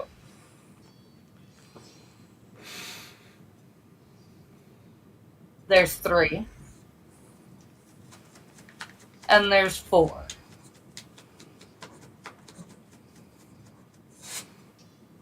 I want my father back, you And my son father of a back, bitch. you son of a bitch. And five. He killed him, giving him every wound that Count Rugen gave him to begin with. Mm-hmm.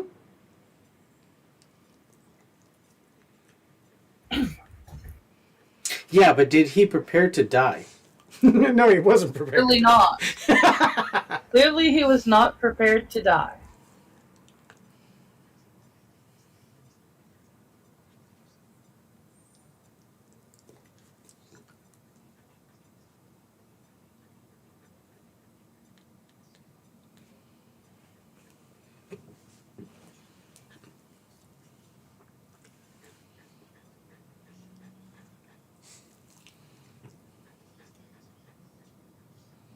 But yeah, every wound Count Rugen gave him, except for the death of his father, he returned to the point of death.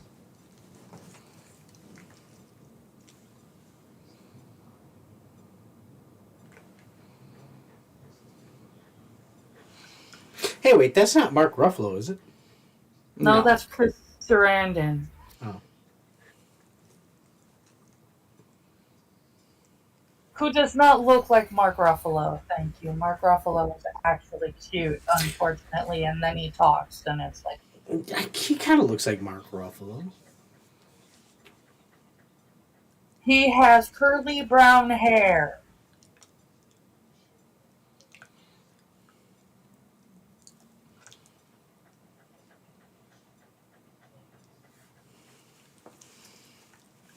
What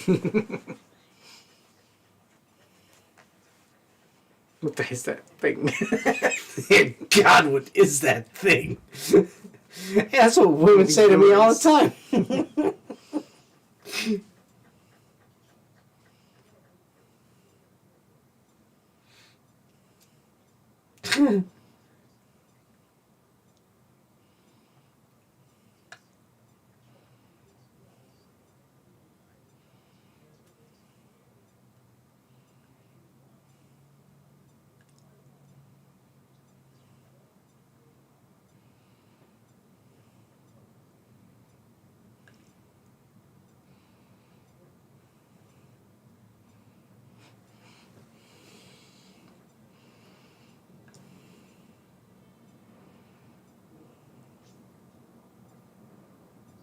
Your sword.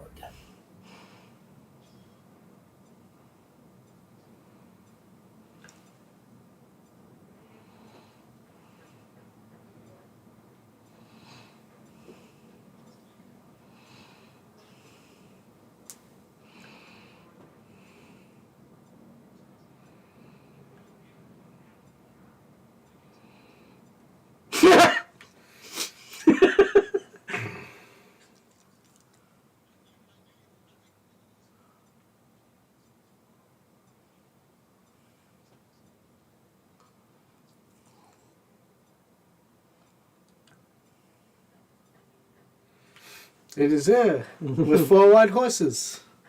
And for the lady. Hello, lady.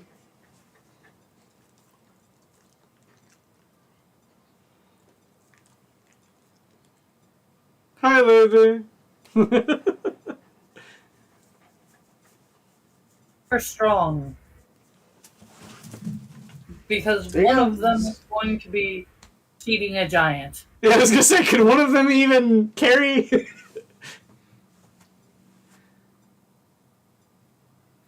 Hello, lady. Hello, lady.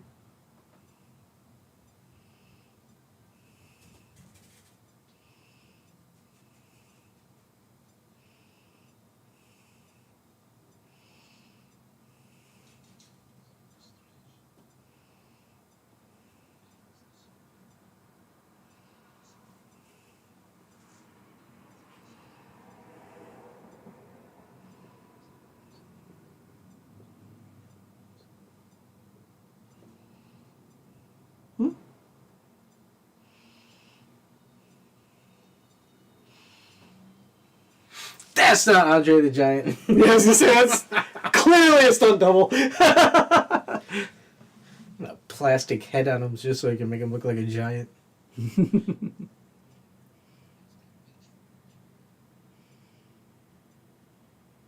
But you don't want to kiss. Yeah, they don't want to hear it. He's kissing. You don't want to hear that.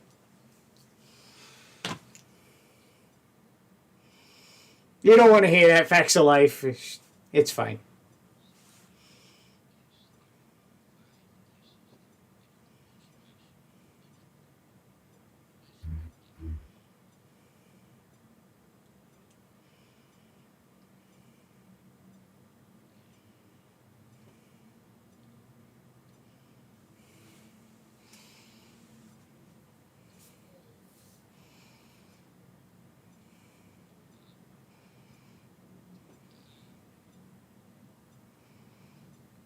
Sleep tight, Airwolf. Now we're not even in, family movies or family shows anymore, or even like dramas. Now I'm on to like sci-fi. Sure thing, Star Trek. It was you the whole time. No.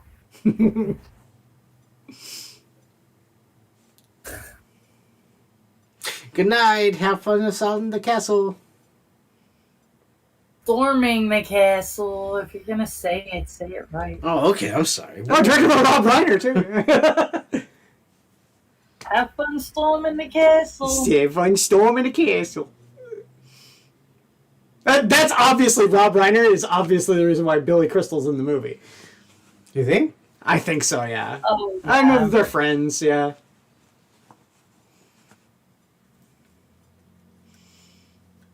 Manny Patinkin as Inigo Montoya.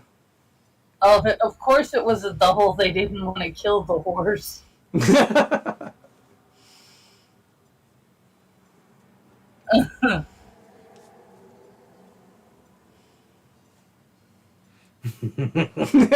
Yeah. Wallace Shawn is great. He is a hilarious little man. Oh, he's just the grandson. Fred Savage is the grandson. He's obviously, what did I call him? Ralphie. He's obviously Ralphie. He is not Ralphie. He's Ralphie. Yeah. I don't have a He's name not for a Peter Ralph- Falk. The impressive clergyman, Little Pete, as the albino. No. Little Pete as the albino. You suck. Valerie. Okay, I was wrong. It's Valerie, not Veronica, but still. Yeah, Miracle well, Max and Valerie are great. it was still Miracle Max. There you go. What are you doing? The movie's over. Go home. Go home. We already got your monies.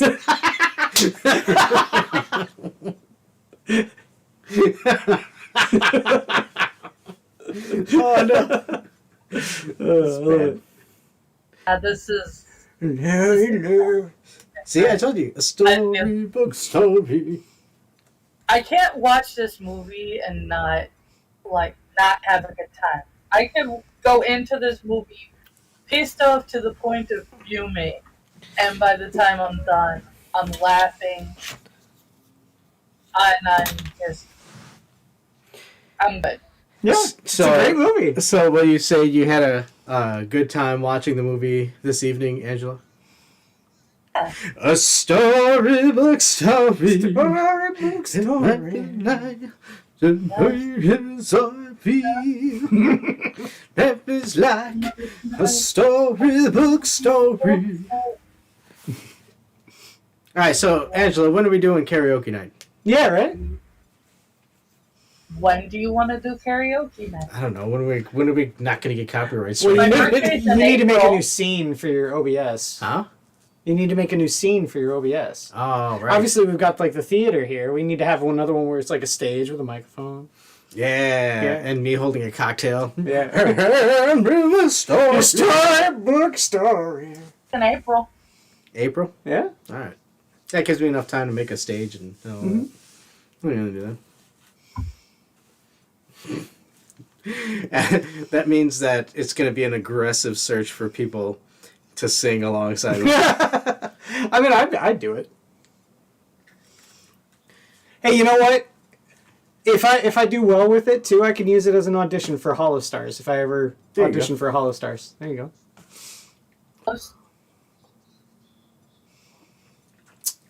I'm your Huckleberry. It was like a storybook story. I'm telling you, dude, this is a good song. Yeah. Polygamy Records? What the fuck? Polygram. Oh. Oh, it's filmed in Ireland. The Republic of Ireland. So It was is there before the after United credit and the scenes? United Kingdom. It's 1987. This is the remastered version too. It's part of the Criterion Collection. And at the end, it shows Fezzik, and he's like, and if you want a peanut, you can watch Anybody want a peanut? Princess Bride 2. Aren't they making a Princess Bride 2? I heard that they were No. going to. Please. I- It's the same with the Goonies. It gets brought to the table, and then people say, "Hell no, don't touch our movie." No, they're Well, making I heard that they wanted to, but the guy who played Vasily is He dead. was talking about it. Well, no, he's dead. One of them is dead. Well, Andre, Wallace Andre. Shawn is not. obviously, Andre the Giant is dead. No, what's his name? Inigo Montoya was talking about Oh, really? Okay, maybe doing a Taken second was? one. Okay, And the Goonies 2 is being done. They're working on it. they're actually working on it. I do know that when Princess Bride had, I think it was like 25th year anniversary, they had Not like a dead. He's 81 years old, but he's not dead. Well, Andre the Giant is dead. Yes, Andre the Giant died young. Yeah. The thing that he had that made him a giant is also killed him. Yeah. Also kills the people that have it very young. Yeah, they did a 25-year anniversary for Princess Bride, and they talked about a sequel, but I think a lot of them were like, It's fire in a bottle. It. Yeah, leave it alone. They said, "Don't do it." Lightning in a bottle. I'm sorry. Yeah, I agree. Well, I put. Well, then again, I also think that Ghostbusters is a lightning in a bottle, but apparently they're dead set on trying to turn that into a fucking franchise. I liked the new Ghostbusters is. I think Ghostbusters should have ended after the second movie. I think my friend is right, though, that the next movie that they do should be, there's an episode of the cartoon where they actually go into the well, that's what I was going to bring up, is the fact that the real Ghostbusters, the cartoon, is the perfect premise on trying to expand the Ghostbusters and not have it be lightning in a bottle. You know what I mean? Because the real Ghostbusters, the way that they came out with it is there's an episode in the cartoon that explains that they are the real Ghostbusters, and the Hollywood is trying to adapt their life into a movie, which is what the Ghostbusters movie is. It's great. It is fantastic, and it was the way to do that premise and have it work. I don't think that any of the new Ghostbusters movies are any good. And they're never going to be good. I liked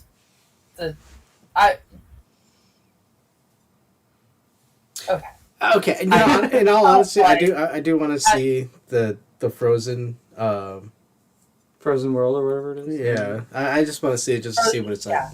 Okay. Frozen. It's good. But I liked it. Don't they bring back Gozer for that one? I did not like. No, the only thing I did not like was the 2016 version. Well, you didn't like Melissa McCarthy, a.k.a. trying to do Chris Farley impression in Ghostbusters?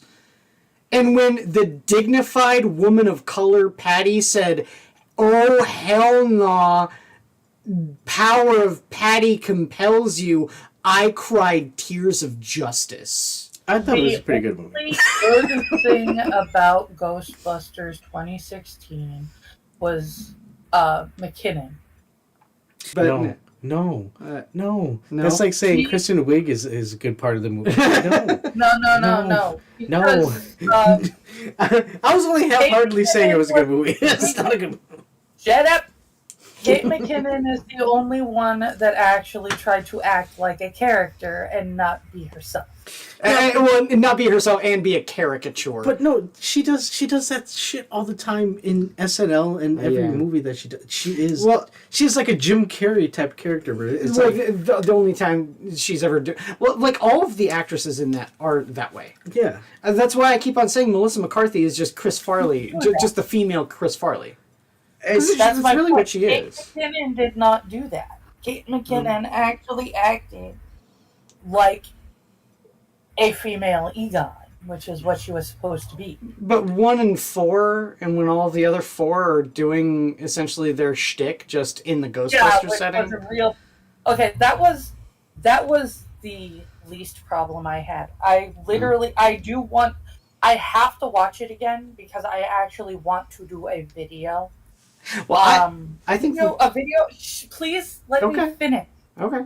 I want to do a video rundown on how it not only shits on all of the male characters or on males in general. That's what I was going to bring up.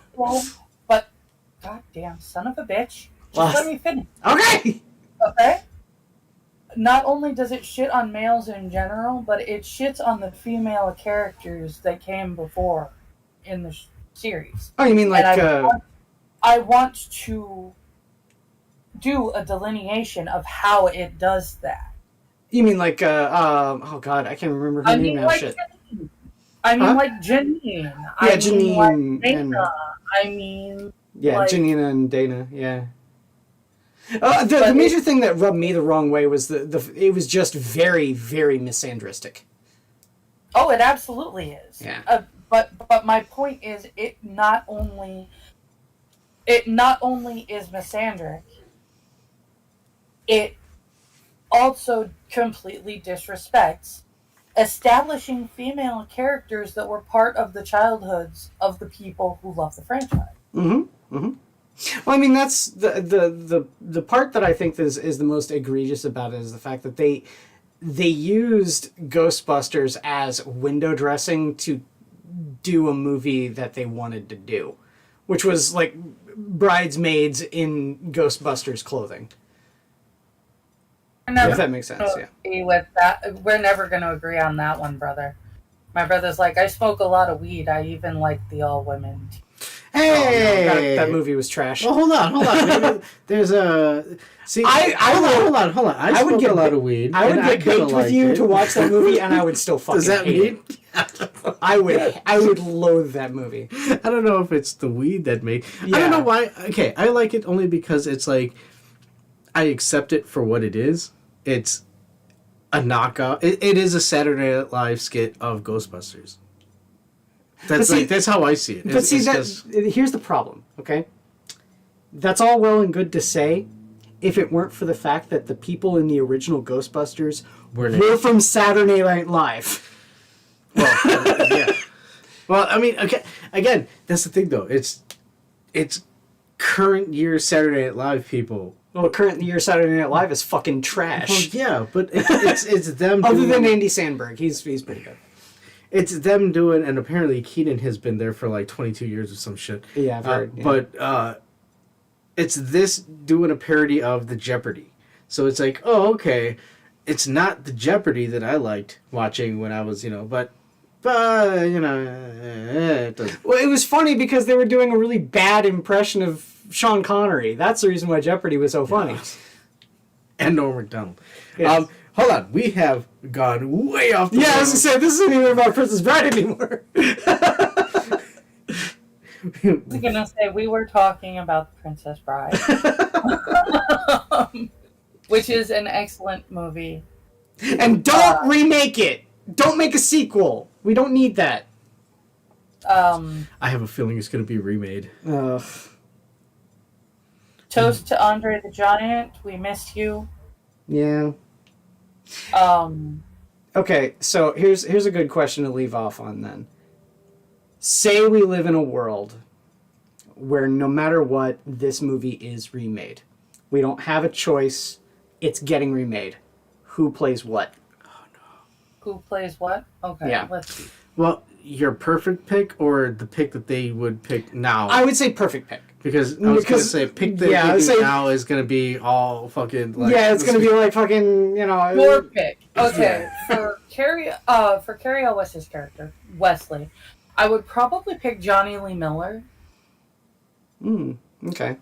You know what I think would make a good Dread Pirate Roberts Wesley? Shit, what's his name? Ken. Wait a minute, really quick. Are we talking like personality and acting skills wise? Yeah, personality, acting. Look the part. Personality, acting, could bring the presence of Carrie Elways to the movie. Then I need to rethink again. Yeah, so I think the dude that played Ken in the Barbie movie. Oh yeah, Ryan Gosling. Yeah, Ryan Gosling. I think Ryan Gosling could do a good job. I actually could see that. Yeah, I could see that. Stick with Johnny Lee Miller though, if he can turn around and relax a little bit. Oh man, Inigo Montoya. Who would be a good Inigo Montoya? Angela's brother says Paul Wright plays Andre's role. He is Big Show in wrestling and played Captain Insano in Water. Captain Insano! I was gonna say that is exactly who I was going to say. Is Big Show. Big Show should play. We were watching that the other day, and yes, Captain Insano shows no mercy. Captain Insano shows no mercy. I fucking hate that movie. I was laughing the whole time. I was, but I fucking hate that movie. I love that movie. And you know what's great about that movie? What? Okay. Fairuza Balk. Yes. Fairuza Salt. Yeah. You guys are gonna judge me, and that's fine. Huh. But there is an actual Latino actor. Well, hold on, Angela. Let me just say this out because I gotta get. I will judge you because I am the law. I am the law. That's fine. His name is Freddie Rodriguez. Okay. I don't think I know him. Yeah, who's he? And I actually... Okay. Let's see where you might... You know who I was thinking, Angela? No. For Inigo Montoya? Pedro Pascal. Oh, Dude, fuck he's in you. everything, though. I think he could be good as Inigo Montoya. He's already Mr. Fantastic. He can't be Inigo Montoya. I think he could be Inigo Montoya. No, he's too busy saving the world. I'm really over Pedro Pascal. Really? I think he has the presence that he could, because like I did he think he was good in Gladiator 2. I enjoyed Gladiator 2, and I thought he was good in it. I think who he we can do the serious performance. My name is Inigo Montoya. You kill my father, prepare to die. He can bring that gravity, and he can also do the funny bits too. No, if we're gonna pull somebody from Gladiator, we gotta have the guy with the hair lip. Oh, That's where the problem is. Oh, go to hell. And Joaquin Phoenix is It's like I fucking put a target, and all of a sudden there's a delay. And you motherfucker! Fuck you! Hey, what's wrong with Joaquin Phoenix? I think he'd be a great. I'm sorry. Phoenix is not playing Inigo Montoya. Yeah, he can whisper all the words. You know who I think Joaquin Phoenix could play good though is Prince Humperdinck. Yes, there you Yes. go. There Now, you go. I'll See, give you that. Okay. I will give. Yeah. He can do that. Now, I can't argue with you too badly about Pedro Pascal as Inigo Montoya because I did put forward Freddie Rodriguez as Inigo Montoya. I honestly don't know what you would know him from, except for possibly one thing that you will judge me for loving, which is Lady in the Water. I don't think I've seen that one. It's a M. Night Shyamalan movie. You know, I've got a mixed opinion of M. Night Shyamalan. I really like The Village, but I think a lot of his movies are pretty, pretentious slop. I only like The Village because of the redhead. I haven't seen she's hot, Cobra too. Kai with her, so I don't know which dude you're talking about. But Cobra Kai. Oh yeah, the kid from Cobra Kai. Yeah, he could be in an Freddie Rodriguez. Did you ever watch Ugly Betty? The odds are no. No, never heard that. Okay. Did you ever watch an indie movie called Bottle Shock? No. Okay, I'm gonna recommend that movie. Alan Rickman was fantastic in that. Ooh, I like Alan Rickman. Hell yeah. There's a Western that I learned about that has Alan Rickman and God, I can't remember the guy who did Magnum PI. What's his name? Selleck. Tom Selleck. Tom Selleck and Alan Rickman, and it's fantastic. In a Western? In a Western. It looks so good. Okay, I gotta see that. Yeah. I wouldn't want to see that. Down Under? I think it is. I think it's Quickly Down Under, yeah. Wait, and they're Australian too? Yeah. Holy shit. Yeah, An Australian it's Western? fucking awesome. It's a really fucking good Or they're movie. Western people that goes to Australia? No, it takes place in Australia. Oh, so that's a Terry movie. Gotta have Terry watching it with us. I'm gonna tell you straight up. Looks wise, it's not going to work. Oh. I'm Is it a 3D fighter?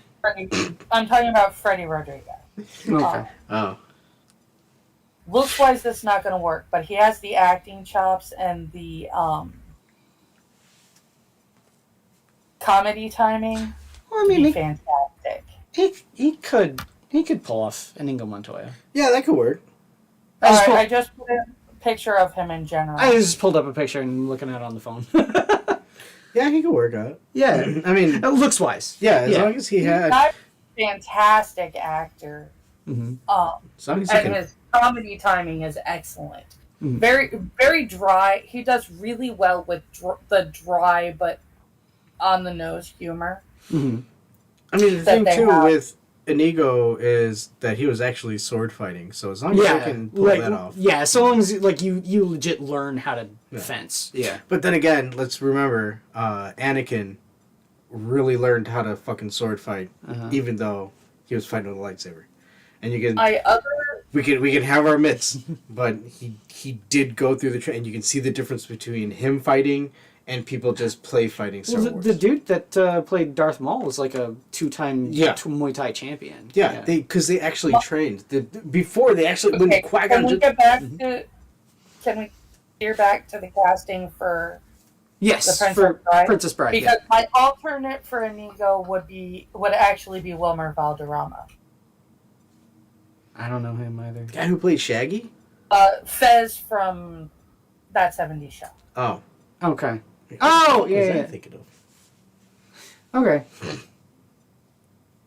All right, so the last one is Buttercup. Who would be Buttercup? Ooh. Blake Lively? Or what's her Kat name? Dennings. Yeah. Kat Dennings? Yeah. Kat Dennings? Yeah. Yeah. The chick with the big tits? Yeah. I mean, But she hasn't done anything recently. Isn't she like? not really. Well, she's in a TV show. Right now. She's in a TV show. Oh, is she? Yeah. Yeah. Oh, I thought she stopped acting. No, she's in a TV show. Right now. Huh. I mean, I wouldn't say she's- no because She's hot. yeah. And she can act. And And she's funny. That's the major thing. okay. Her comedic timing is fantastic. She's actually a really good actress. If you want proof of that, watch Nick and Nora's Infinite Playlist. You can point me to any video that she is on, and I will happily. Well, I was gonna say I just said Nick and Nora's Infinite Nick and Nora's. Playlist. Whether or not have I'm you ever gonna seen that? address her acting abilities or her comedic timing, probably not. I'm just gonna be looking at it. Brother, no. Oh, what do you say? Huh? He agrees with me. Jenny Ortega. No. Oh no, she's just dude. What is with her? She looks like she's like anemic or something. She looks real looks small. like a rat doll. Yeah.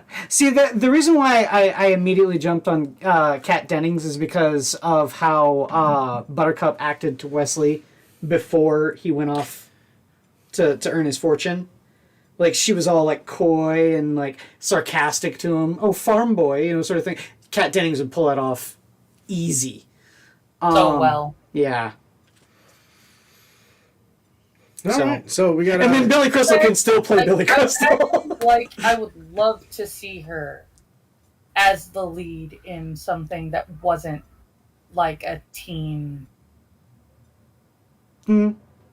angsty thing. Sure. Because the only things that she's been the lead in are like teen angsty things, or the one about the girls with the cupcake store, which was a TV show. Could we have? And that's the one that's still going on. Could we have Fred Savage play No, Fred she's Savage? actually in a new show. Broke Girls ended a while back. Fred Savage is the grandpa. Oh, that'd be fucking awesome. That would actually work. $1 million idea, Hollywood. Give me my cut. There you go. There's your Doge Dividend. Well, okay. So Cool if he played the grandpa, and if he has a kid that's young enough to play him, Sure. that would be cool. that would be pretty cool. All right, who would you have for Miracle Mag? Billy Crystal. Oh, Billy Crystal. Yeah, Billy Crystal can still play Billy Crystal. He's I mean, that's that's... to do show tunes at every fucking put Emmys or Oscars and makeup. shit. Yeah, you wouldn't need makeup. I would say, no, the big thing is for that, too. I would say, all I gotta say about Billy Crystal playing Billy Crystal, did you see the Super Bowl ad about was it Hellman's Mayonnaise or whatever it was? Oh, God. Where they reenacted fucking When Harry Met Sally? Did they really? Yeah. Oh, God. I saw it. No, Jack Black would not play Miracle Max. But, No. but Please no.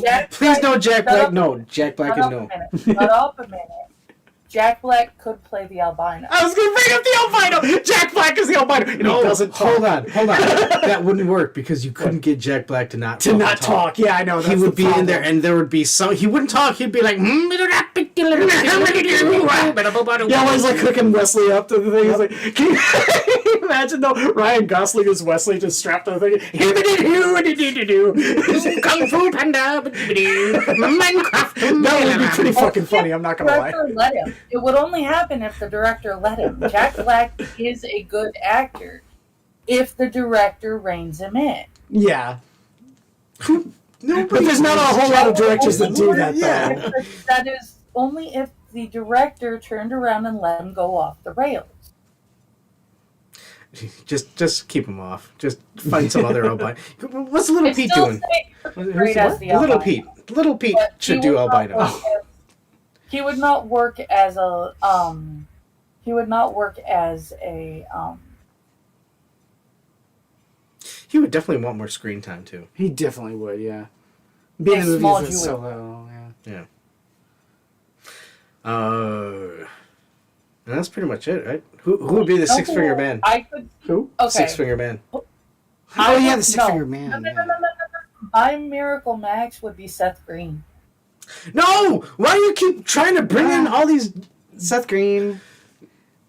My Miracle Max would be Seth Green. That's Seth Rogen. Oh, Seth Rogen. Who's Seth Green? Seth Green is the Professor ever Evil's watch kid in... Original It. Did you ever watch the original It? Well, no, the Professor Evil's kid in Austin Powers. Oh, dude, The- is he still even acting anymore? Yeah. His voice acts is mostly the thing that Oh, he does. okay.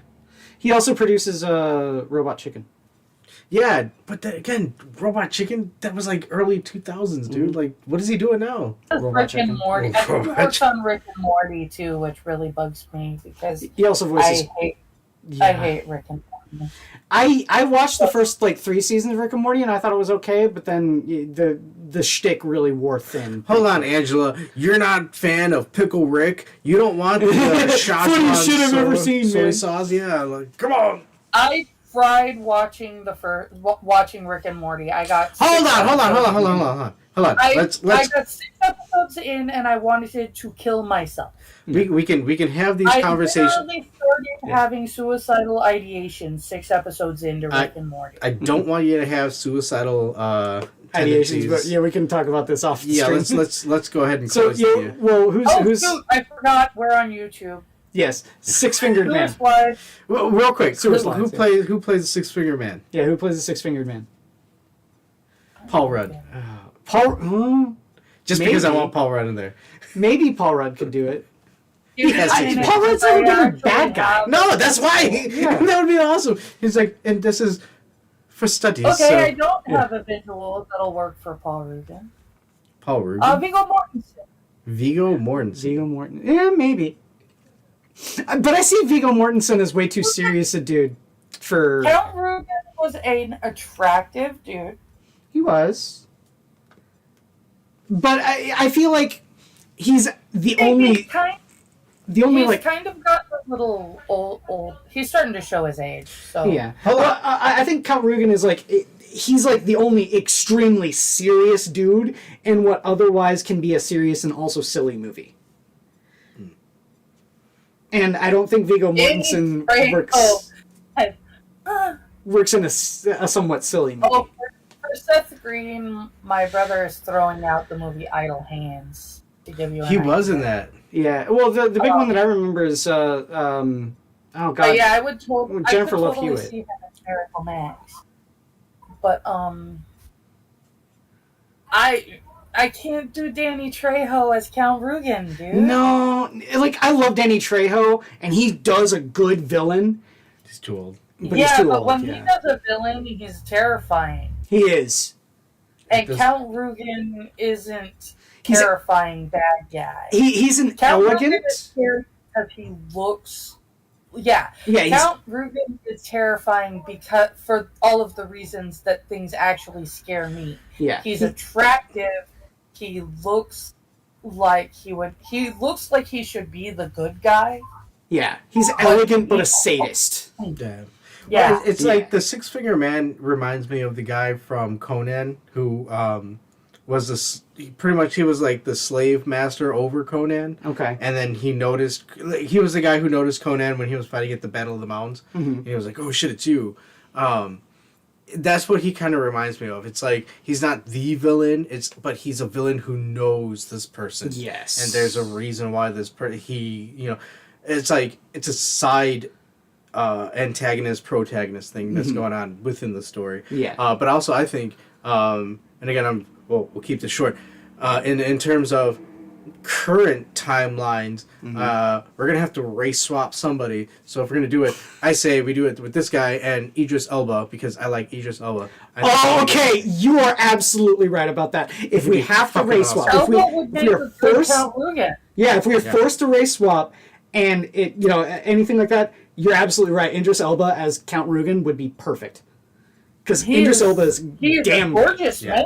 He is a really good-looking man. He can bring the presence and be evil too. I mean, we saw him in fucking Suicide Squad. Mm-hmm. Like he was badass in Suicide Squad. He knows how to carry the role. So yes, I think that would carry a lot of weight to absolutely, it. Yeah. Idris Elba, you're absolutely right about that. Could see Idris Elba as Count Rugen. And don't get me wrong, I'm not saying the race swap because it's if you can work it, you can work it. Yeah. And this would be a work it. And you know what? That would be worth it. Yeah. I would love to see him do that. My only downside on that is Idris Elba is another one. The same issue I had with Pedro Pascal. He's everywhere. Sure. That is true. I mean, the guy is everywhere. But good actors are everywhere for a reason. If he wasn't... Yeah, but I take Idris Elba over Pedro Pascal. Really? Yeah. Yeah, for sure. I think Pedro Pascal would be perfect for an English I like Pedro Pascal in some instances, but like at this point, it's kind of irking me. Like, every fucking time I turn on the TV, he's there, and it's like, are you serious? Why is one eye closed and the other one is open? What's wrong with you? You got a stroke? What's going on? How are you an actor? He's just got crooked features. Well, okay. Well, hey, he's not. He's Da Vinci went through a phase where he went and made the grotesque faces. That happens. The guy is very good looking. Oh. Pedro Pascal, he's very good looking. I think he's about as good looking as a young Mandy Patinkin. Hey, you know what? If you're saying he's good looking, then I have a chance. There you go. There you go. A chance? What? So you're saying all right.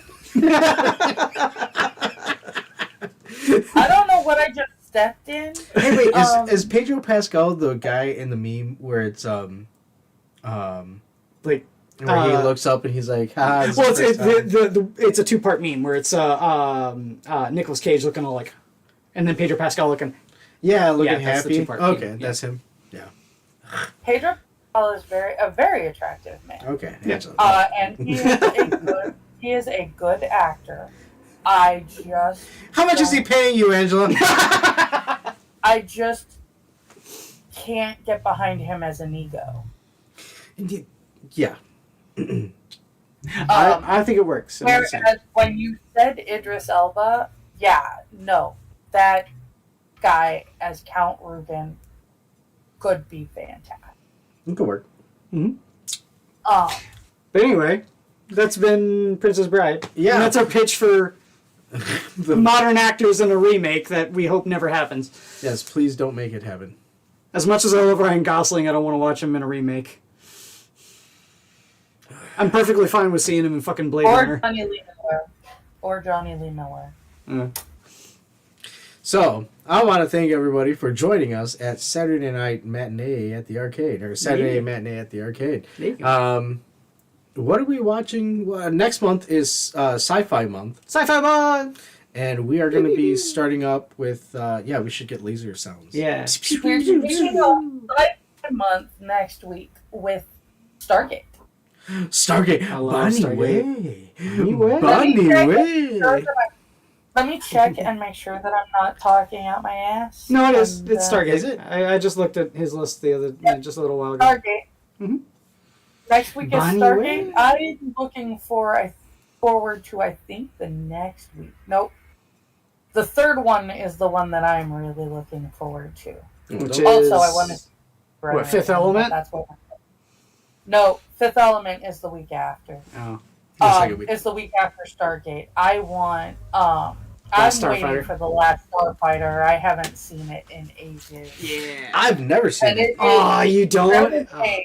You will dig the shit. That is a foundational. I grew up with this movie. Mm-hmm. I have to have seen it at least 50 times, if not more than that. Not only is it a great movie, but it also fits the theme of the arcade perfectly. Because the reason why he goes out and is the last The reason Starfighter he ends up in space is because he's so good at an arcade game.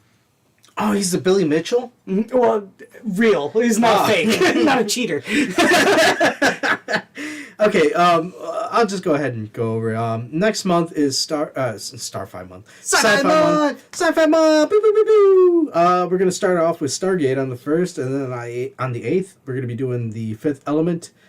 On the 15th, The Last Starfighter. On the 22nd, Blade Runner. Is that with Harrison Ford? Harrison Ford. Okay.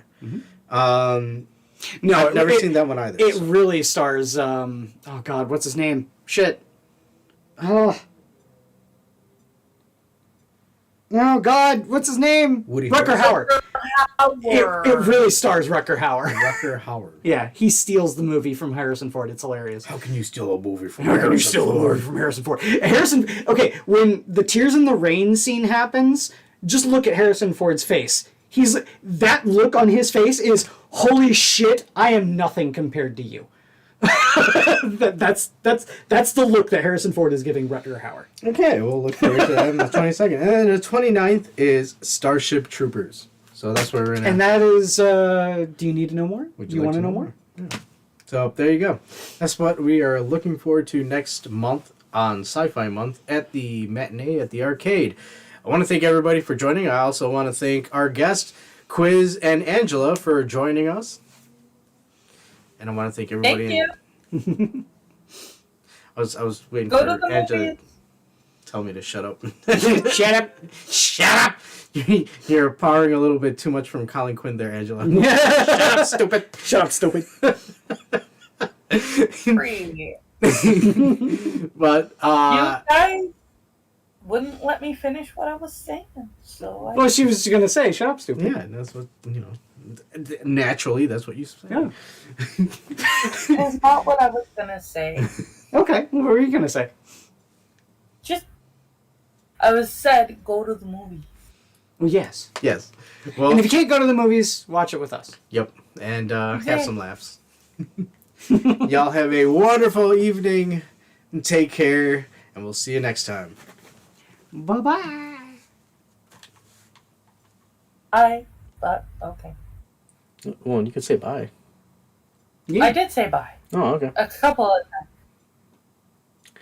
times. Blink man. Yeah, Black I was Man. afraid that my, I'm going to try this outro. Mhm. It's not perfected. Okay. I hope I have everything set up so that it works. Okay. This is just kind of an idea of what I Okay. want. Sure. Let's Play see. it. I haven't seen it. And here we go. Arcade outro.